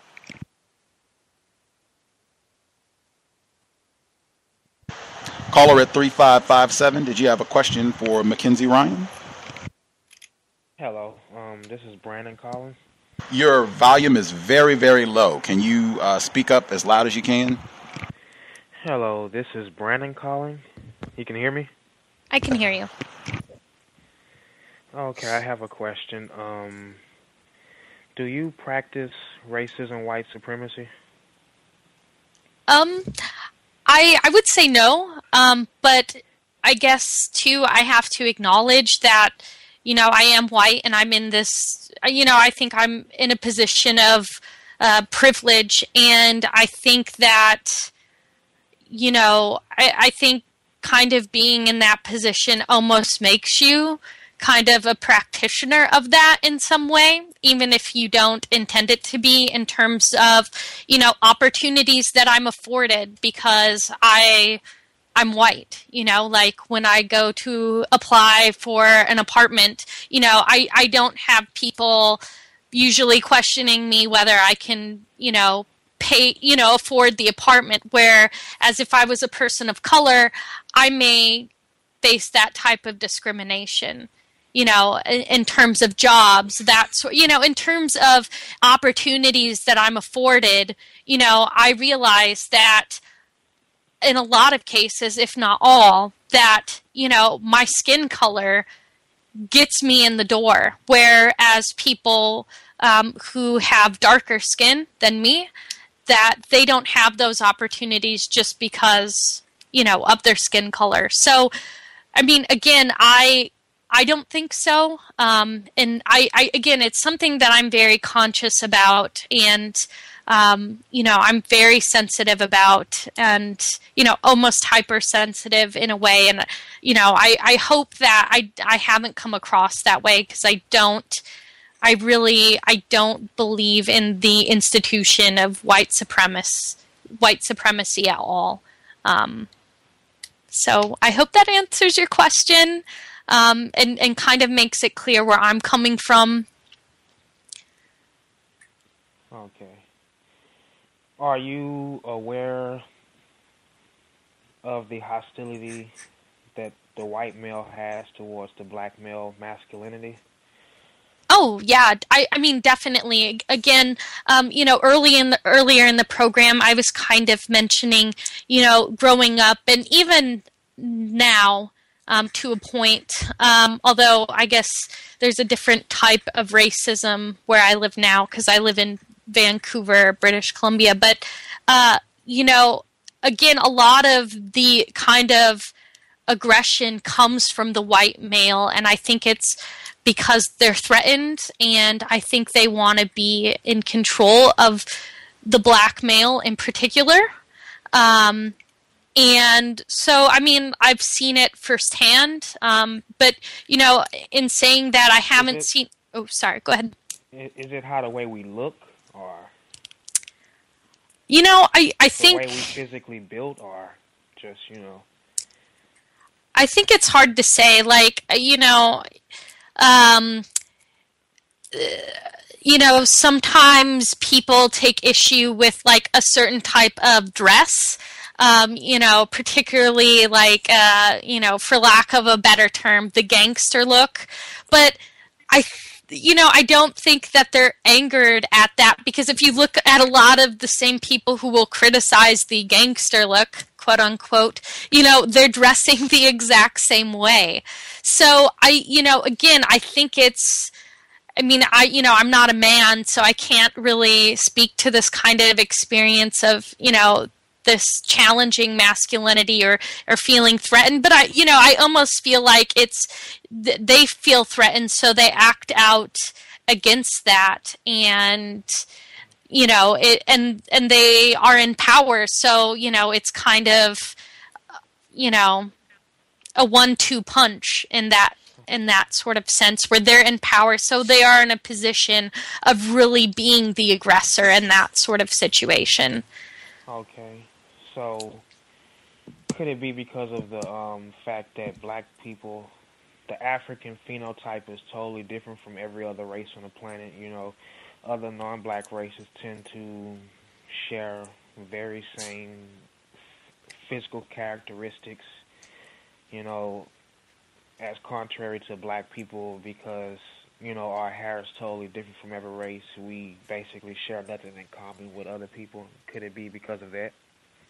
I think so. And, I think in a way of kind of connecting it to football, people believe that, I think that there's even some jealousy in terms of how athletic, some black athletes are. And this kind of goes again back to this like white male obsession of the black body, in terms of build. So, I think that there's a lot of different layers there, but I definitely think that physique and kind of, I guess, the unique physique as you describe, is part of that.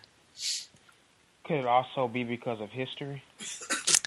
I think so. I think that there, and again, this is coming from my own personal experience, but I think that there is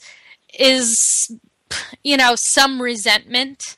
I'm not saying that that's justified. I don't think it is, but in terms of like, when I was in school in my hometown, people, I guess, kind of, blame, they feel like they really lost out on a lot of power, I guess, and in slavery ending. And I'm not talking about the slave issue, though. Oh.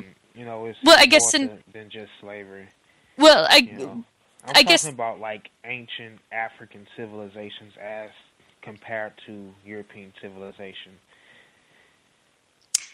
I guess in my experience, I don't know.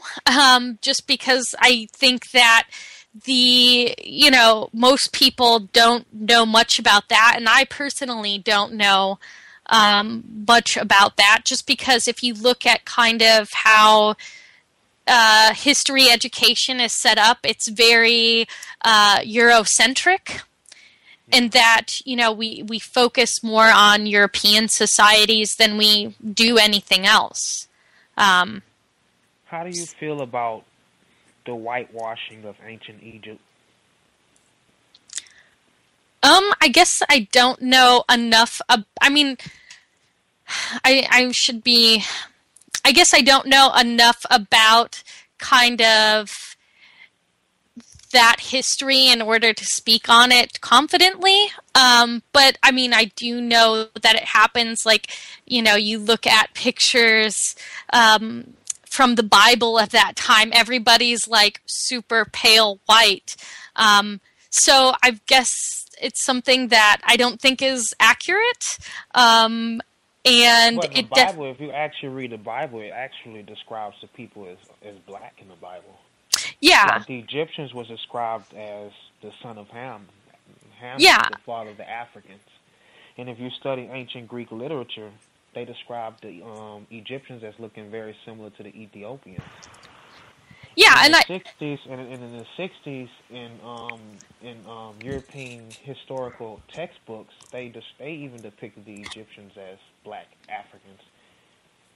In a time that you would expect that white Americans are more racist, they actually depicted the Egyptians as black Africans.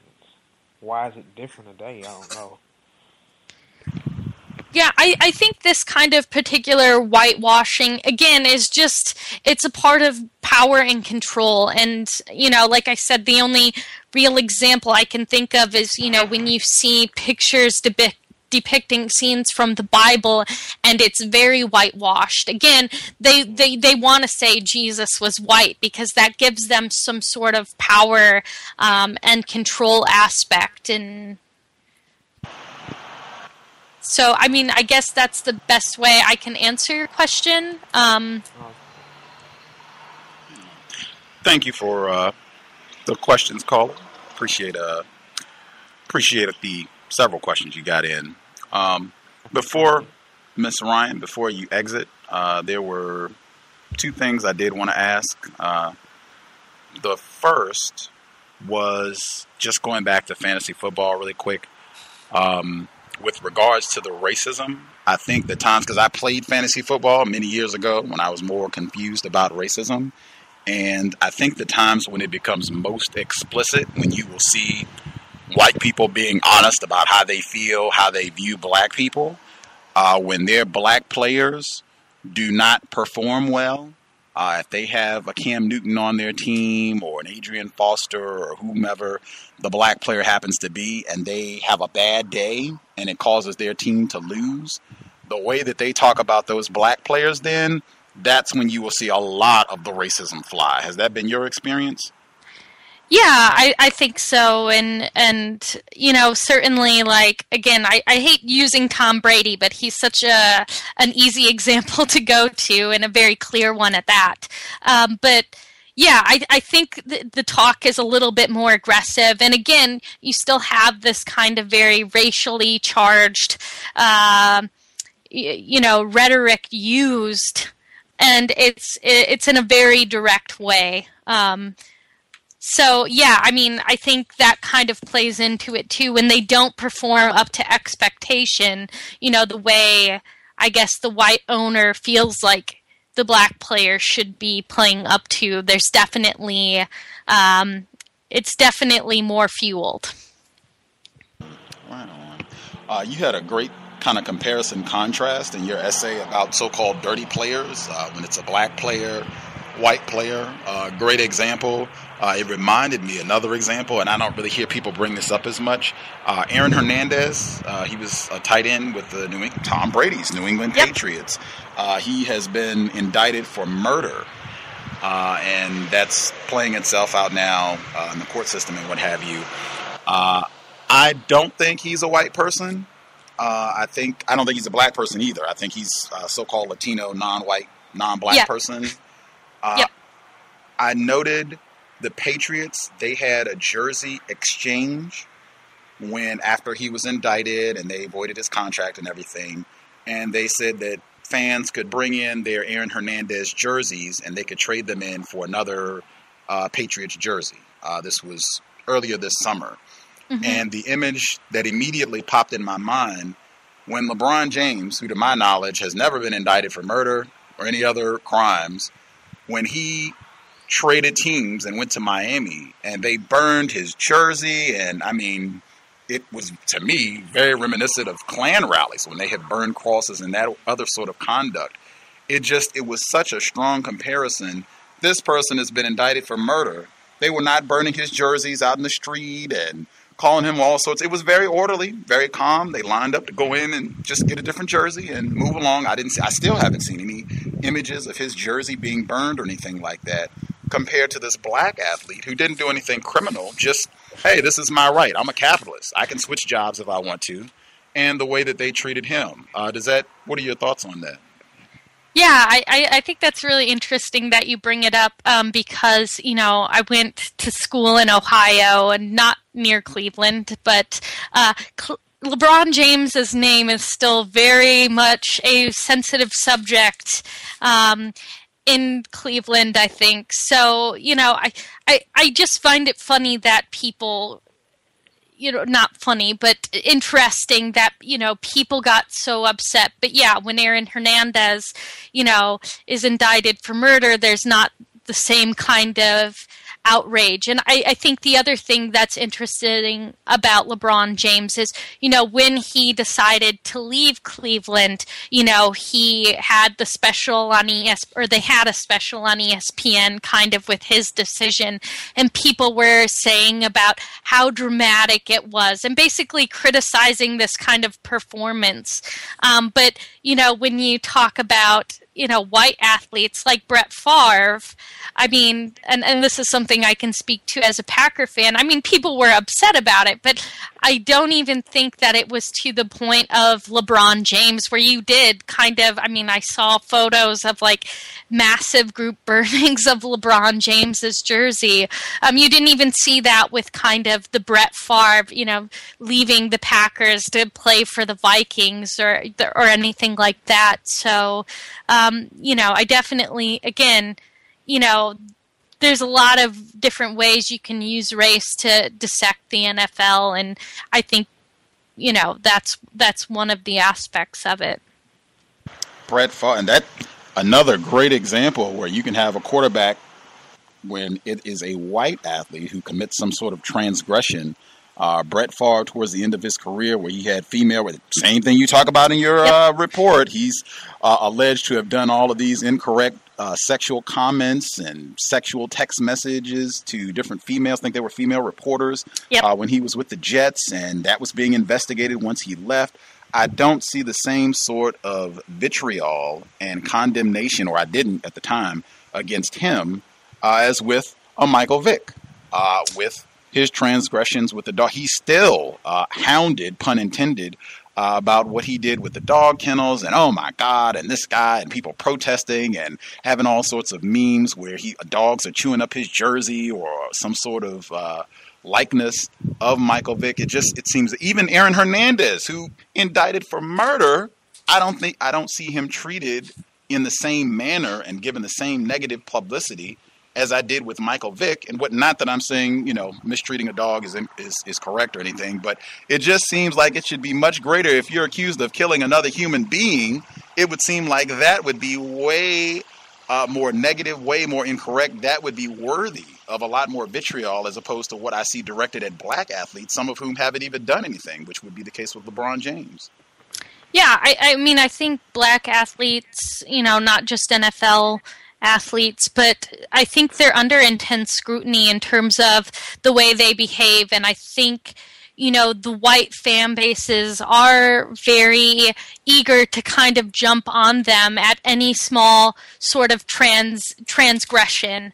And I think it's a lot easier. And again, it's a lot more like, basically, echoing kind of to the gangster culture, or, blaming them for crime and or, the problems with the criminal system.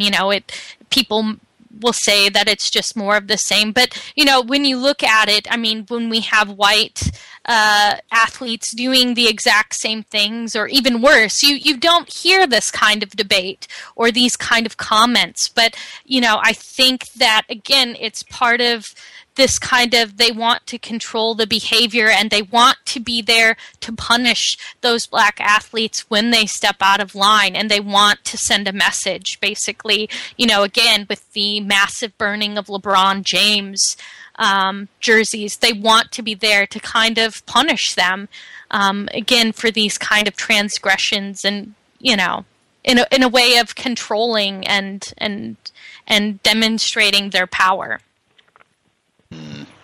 Absolutely. Before I let you go, Colin Kaepernick, quarterback for the San Francisco 49ers, do you think white people see him as a white person, non-white person? I think people see him as a white person, because I think because, he doesn't look like other black quarterbacks. And I think, that's something that I haven't seen a lot about, and I haven't, since I'm in Canada right now, there's not too much discussion about NFL football, so I don't, have that sort of access to people like I did when I lived in the States. But, I do think it's a little bit interesting to kind of see how he progresses through his first NFL season as a starting quarterback, to see what kind of criticisms he gets. I mean, there was already somewhat, people kind of really criticizing him when they decided to bench Alex Smith in favor of going with Colin Kaepernick. So I think that's something to definitely watch, and something that I'm definitely interested in watching, because I think, he's a very good quarterback, and he's interesting to watch play. I mean, he really does have some talent, and that's apparent. So I don't know. I think it will be interesting to see kind of how it kind of plays out in the media as the season progresses. Absolutely. For folks who don't know, Colin Kaepernick, he's, unless I'm incorrect, he has a white parent, non-white parent. He was adopted by white parents. 2 white people adopted him, unless I'm misinformed. They were in the Super Bowl last year, but if you see him, I think you would say, okay, I think this is someone who's non-white, but I don't know how white people view him. My suspicion would be that if he does anything incorrect, he's quickly going to find himself labeled as a non-white person. Be like, oh yeah, he's not a white person. He's not one of us. Just since you said you lived in Ohio, before we wrap things up, I try to check the Cleveland papers just to see, like, when Miami does something, if they go to the finals or do anything, to see what they say about LeBron James, because what I view as just racist hatred, man, it ramps up anytime they do something well, or if he gets an award. When they won the championship this past summer, I was checking the site, and this person, Susan Daniels, they wrote, LeBron James may be a good player, but he sure sucked in Cleveland, and he and his posse never left a single tip at all the restaurants they ate at. He's as classless as Obama. And I just thought, wow, that is so many racist stereotypes crammed into about 140 characters. We got the Obama diss in there as well. Black people don't tip. That's ubiquitous. The posse, the whole gang culture. He doesn't have friends or businesses, so they're a posse that goes, I mean, wow. What to say? You can check out both of the reports that we talked about in detail this evening. The Fantasy Football Report, Stock and Human Bondage, Fantasy Football, and the Perception of Player as Point Total. And then the other report, an analysis of National Football League fandom and its promotion of conservative cultural ideals about race, religion, and gender. Very provocative reading material. Check it out online. I hope it was constructive to hear last 2 hours to get more detail. Thanks so much for sharing a bit of your Sunday evening with us, MacKenzie Ryan. No problem. Thank you for having me. For sure. Take care and enjoy the rest of your evening. We will speak with you soon. Context of White Supremacy. We'll do a quick commercial break, and then if anybody has any thoughts that they want to get in before we wrap up, so that I too can go see Breaking Bad, we'll get that in as well. I did have an audio clip one of our listeners sent to us, Alan Watts. I think people are familiar, or it seems a lot of the people that listen to this program are familiar with him. I'd contacted him to see if we could get him as a guest on the program before, but I did not hear back from him. At least at this time, I didn't hear back from him. So hopefully, perhaps down the road, we'll be able to get him on the program. We'll get that audio segment in as well, but we'll take a quick commercial break. And then after the commercial, we'll hear what Alan Watts has to say about athletics and how that factors in under the system of racism, white supremacy. Stay tuned. We'll hear from folks once we get done with the commercial break and the audio clip from Mr. Alan Watts. Context of White Supremacy.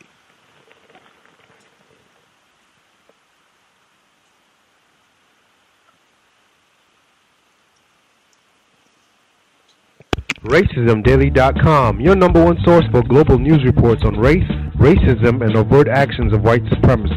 From Asia to the Americas, to Europe, to Australia, to Africa, racism is not a thing of the past, it is our current reality. Be informed, be globally informed. you should be the first to know. RacismDaily.com, RacismDaily.com, RacismDaily.com.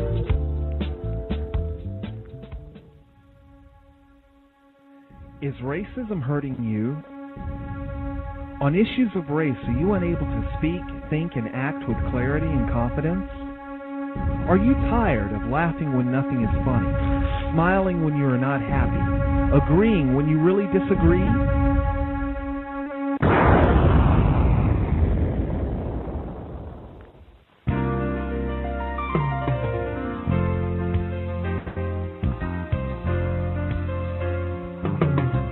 At counterracism.com, you can learn specific strategies and techniques to counter the behaviors of the people who practice racism in all areas of activity, using words correctly, following counter-racist logic, even counter-racist science projects designed to reveal what racism is, how it works, and how to counter it.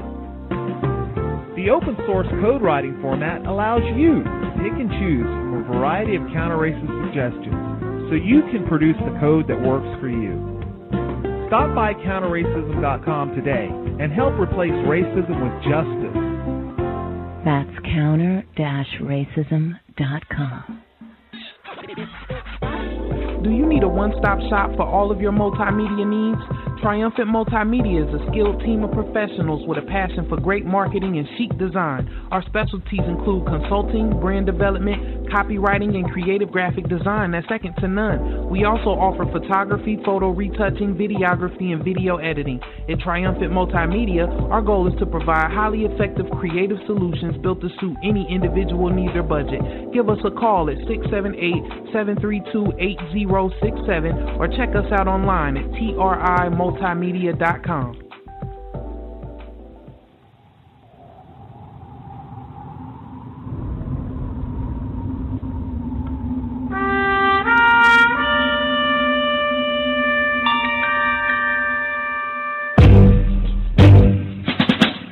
Hi everyone, welcome.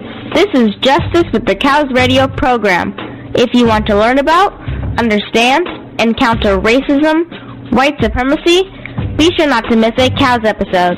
We keep them jammed, packed with constructive information to sharpen your use of words to help eliminate the system of racism, white supremacy, ASAP.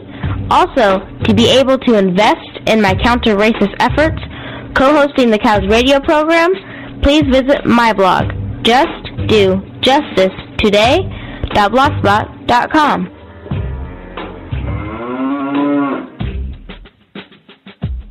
You're just saying just buckets and buckets of words. I got an uncle real crazy. My Uncle B, 55 years old, hates white people, married to a white lady. And he sit around going, these crackers ain't shit, except for Susan.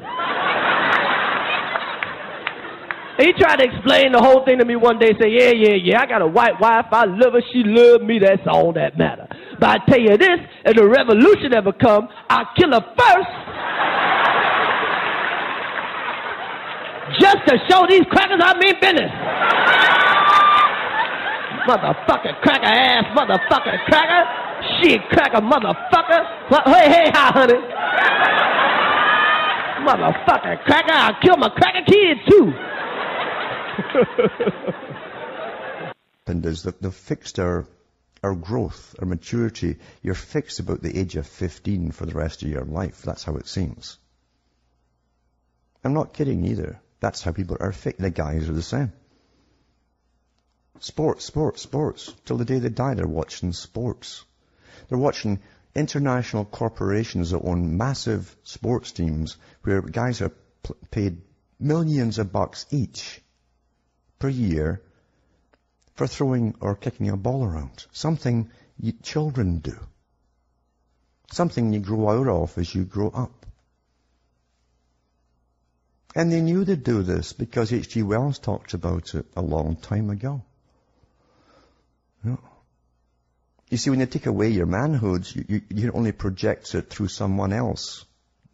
Someone else who pretends at a weekend to be your tribe and he's fighting someone else. Because in your own life, you have no power at all.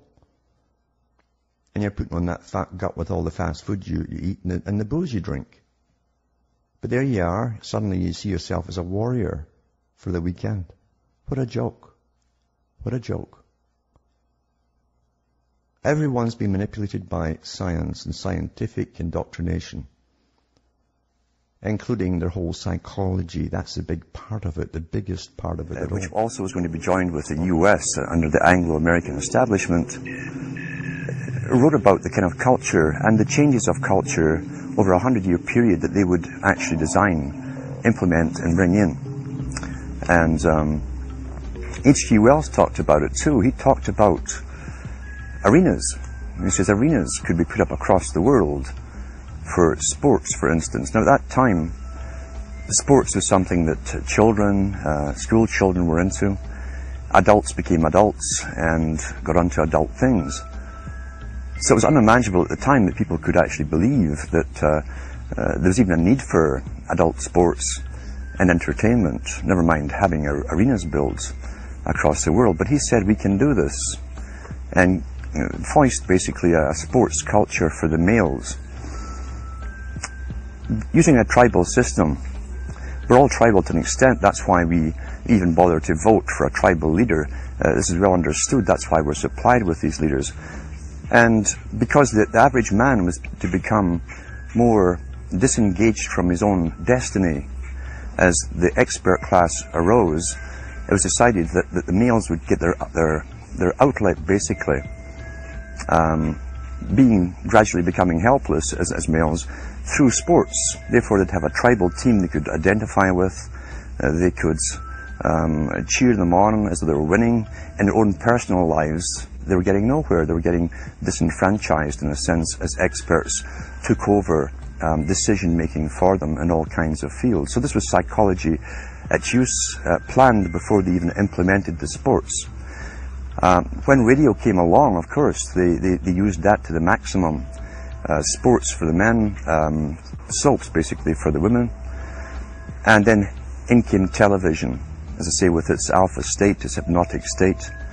And sure enough, around the 1960s, really, 50s and 60s, it took off. It really, really took off. And men became glued on Saturday nights to the sports shows. A culture industry, which is called by its own the culture industry. The Soviet Union had a department called the culture industry. Their actors and directors were called the cultural leaders. Because they would, like a computer, people are like computers, all you have to do is keep giving them new updates every so often, and you can change an entire country or a nation or a block of nations who are all getting the same upgrades at the same time along certain paths. Today we call it political correctness. Most people want to belong to their peer group. They want to be the same as everyone else when it comes to opinions. In fact, they judge their own personal sanity by bouncing ideas off their neighbors and friends who will answer back and agree on these same topics in kind. It doesn't matter if the topics or what you're given are facts or utter nonsense, as long as everyone agrees at the same time. You'll say, well, I'm sane, and your friends will all agree because they've had the same information given to them. Context of White Supremacy, racist suspect Alan Watt, racist suspect. I would say white people use sports just like they use everything else as a weapon, a tool to further the business, the religion of global white supremacy, white terrorism, everything that they do. Somehow, some way, this is supposed to support the system of white supremacy. Really quick, I'll check to see if anybody has any thoughts they want to share, but number one, someone emailed me during the course of the program. It's an article, 8 signs your spouse might be having an affair with fantasy football. They list the 8. I put it on my Facebook page, but number 3 on their list of 8. Are you waiting until they think you're asleep and then sending shady emails to people you don't know? And they have some others. I think the one that she said about yelling out the name of some football player during sexual intercourse. Number 8 is Is he laughing with his friends about how many times he gets screwed every weekend? A lot of the sexual innuendo associating black athletes and having some sort of sexual phrasing, sexual wording to talk about them. I think it goes back to the question the caller had about white males and their sexual fantasies with black males. Very important. I think you'll see a lot of that when you just pay attention to the way that white people respond to athletics involving black people. So one more. Oh, there was a number 2 listener wrote in. They were talking about Brett Favre. That I guess it is reported that he too participated in dogfighting while he was growing up. In addition to being an alcoholic, I think it's also reported that he might have abused pain medication in addition to his sexual harassment of different white women while he was with the Jets organization, just all of that. And you do not see him being bashed to the same degree as Michael Vick and or other black athletes who have done nothing wrong. I think even Terrell Owens, when he was still playing, said that comment several times. Why am I being subjected to all of this negative scrutiny? I haven't committed a crime. You've got white people who have committed all sorts of crimes and abusing alcohol, substance abuse, and what have you, and they don't get picked on or subjected to nearly the same amount of negative criticism that I am. Great point from Terrell Owens. Not that I agree with everything he's done. Finally, there was an article. This is in Time magazine, since we just mentioned Colin Kaepernick. I think he does have a white parent, non-white parent. He was adopted by a white family. He was talking about being adopted by white people, and he said that, this is a direct quote, "My parents told me from the time I can remember that, yeah, you're adopted, but this is your family. I can remember my mom. She tells me this story when I was little. I was looking at her, and I was like, why isn't my skin the same color as yours? She was like, oh, you're adopted, but I wish I had pretty brown skin like you." That's something that they made me feel like, even though it wasn't necessarily my birth family, that's my family. Everything they did, they tried to make it uplifting. They tried to make it special. They tried to make it a positive environment. Looking back, I think that was the biggest thing. Just the love and affection that they showed was what made everything so smooth for me. You can check out the article. This is from Time magazine. This came out a little bit earlier this past summer.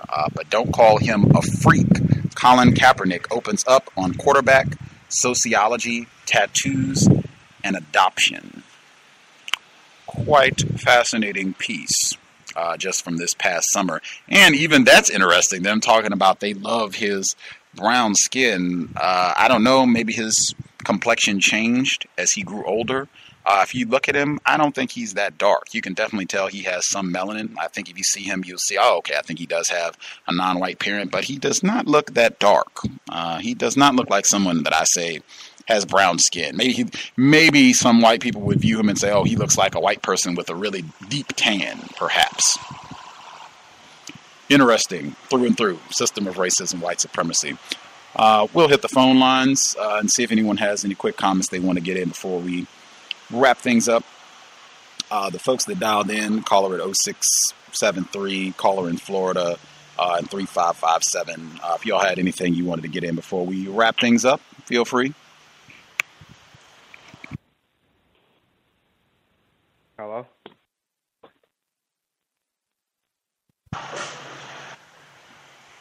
I can hear you. I don't really watch sports like that. I never even played a Madden game.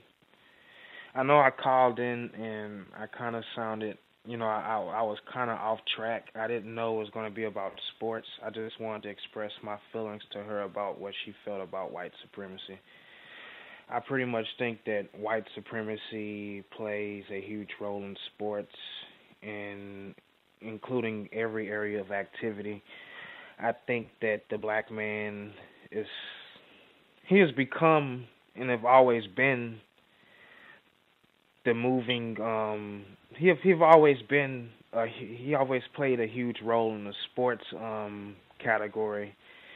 I mean, black men is what keeps football and basketball at such a high level. But I can honestly say that white supremacy is going to always be around as long as we live. And, you know, I think that we need to take this international as black people and non-white people in general of how we're being treated in the United States. But as far as sports, I really don't have much to say about it because I don't really watch sports. It's not interesting to me. So.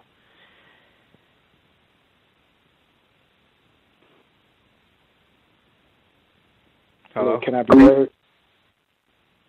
Greetings again. I would just say that there are two other names that are associated primarily with black males on the NFL level, Freak and Beast. Also are very popular names that identified that black males are primarily identified with. Also, I have read the book 40 Million Slaves, and I think it's an excellent book. Mr. Roden did a very good job of explaining the process, not only with the NFL, but in sports in general with black males and the progressive process from as young as maybe 6 to 8 years old until they become known to a lot of people and from playing professional sport. I think it's an excellent book. I sure would like for it to be a book read on the program one day because it's an excellent read on the people activity of entertainment, which a lot of non-white black males are involved into sports, and it's a very good read, in my opinion. Hint, hint. Duly noted. Duly noted. Was there another caller? I heard you as well. Do you have something you wanted to get in?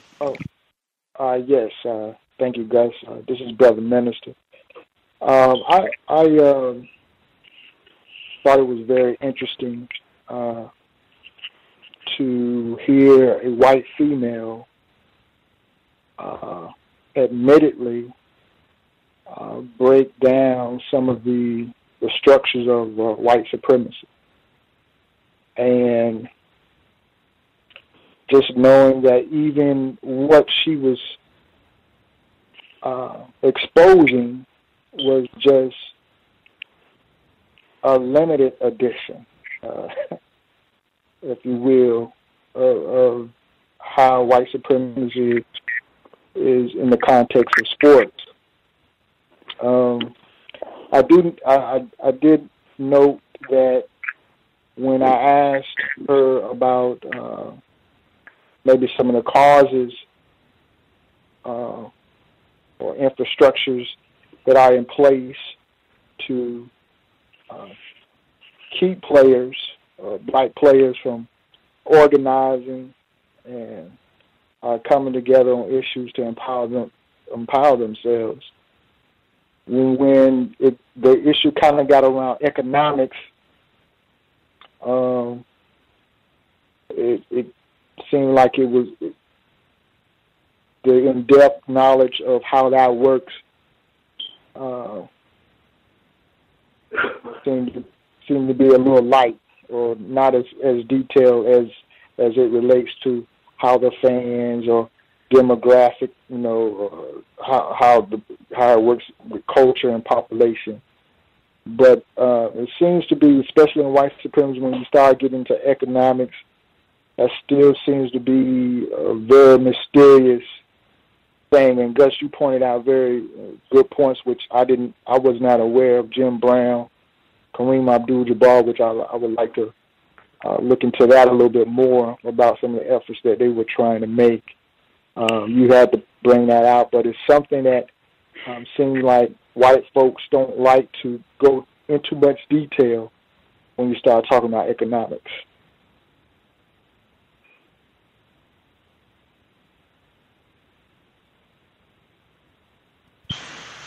I think some of that, there's been a lot of literature on Jim Brown at this point, so I'm sure in many of the biographies that have been written on him that's detailed, what he was trying to do with regards to helping black businesses get rolling. And I've read that. There's a book, I just would need some time to remember which book, but I know it's in one of the books that I've read where they were talking about that, the efforts. I think it's The Myth of Black Capitalism, Earl Afari Hutchinson. I think it's in there. I'll double check hopefully before we go off the air, but I think that also gets mentioned in the documentary that Spike Lee did on Jim Brown, All-American. I think he talks about it there, but I would put some money down that it's in The Myth of Black Capitalism by Earl Afari Hutchinson. Okay. Is that Earl Hutchinson? Earl Afari Hutchinson, yes, sir. Okay, thank you.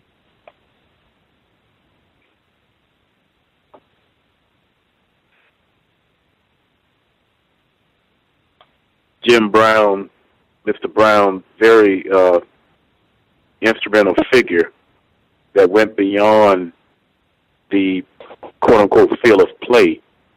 During the time he was in the NFL, there was still a heavy quota. They were only going to select about 6 to 8 black males on each NFL team, and it had to be an even number because your roommate during camp was going to be another black male. And he was so well respected by the other black males on opposing NFL teams. They sought after him for advice other than football itself, and his influence have not been surpassed that I'm aware of as far as something constructive that exists amongst black males in professional sports. Someone who was actively doing something positive. That famous meeting that he had in Cleveland, Ohio, when Muhammad Ali was openly refusing to get drafted into the U.S. military, is unprecedented. And the who's who in professional sports that met with Mr. Brown in Cleveland, Ohio, it was just almost astonishing, the number of I'm not just talking about NFL, I'm talking about Hall of Fame athletes, Bill Russell, Kareem Abdul-Jabbar at the time he was still Lou Alcindor, that supported this effort on Muhammad Ali's part, that stood there, is unprecedented in comparison to what's going on today.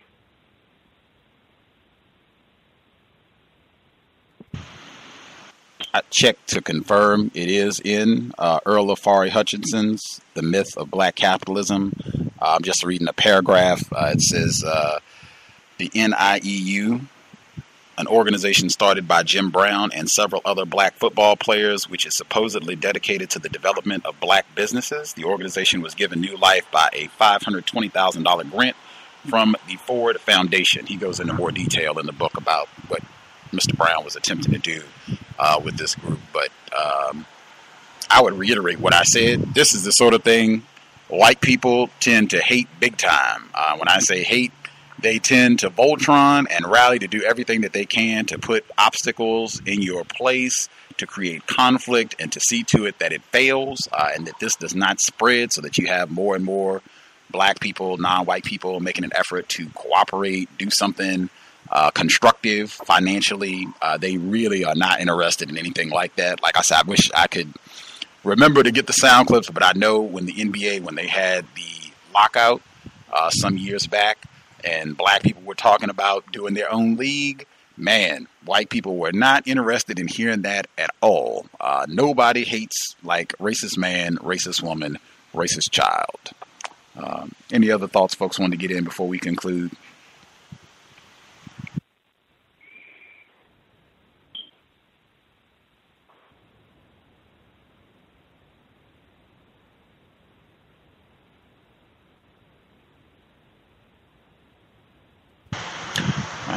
I will assume folks are good. I know when Bruce Fon, she was talking about Kareem Abdul-Jabbar, was saying that he's been forgotten, 5-time NBA champ, or it might even be more than that. I know he won at least 5 championships with the Lakers, but easily thought of as one of the best players of all time in the NBA, one of the greatest basketball players of all time. He won quite a few national championships when he was at UCLA as well, but he was saying that he feels like he's just been tossed away, forgotten. Same thing Kellen Winslow said at the beginning of the program, and now I'm just another nigger. And he was saying that he thought it was because he's a Muslim, and I'm sure that probably factors into it as well. But I think he was one of the more outspoken black athletes talking about racism, white supremacy, and making an effort to counter that during his career. And I think that, too, has probably factored into why white people don't have as much to say about him, are not interested in talking to him now that he's older or hearing what he has to say. Even a coaching job, which I find appalling. She was talking about that on the program today, how you don't really have very many black owners, black coaches. I don't think he has any stock in the Lakers organization. I haven't heard of him being given a coaching opportunity. He's a pretty smart guy.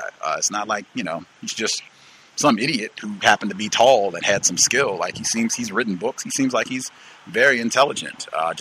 That's another one. I can only chalk that up to racism, white supremacy, why he has not been afforded an opportunity to coach at the NBA, or certainly at the NBA level, why he hasn't been given a coaching opportunity. But also wanted to make sure that I got in before we concluded. It is trending, or at least it was trending on Twitter. Breaking Bad, the final episode aired while we were on.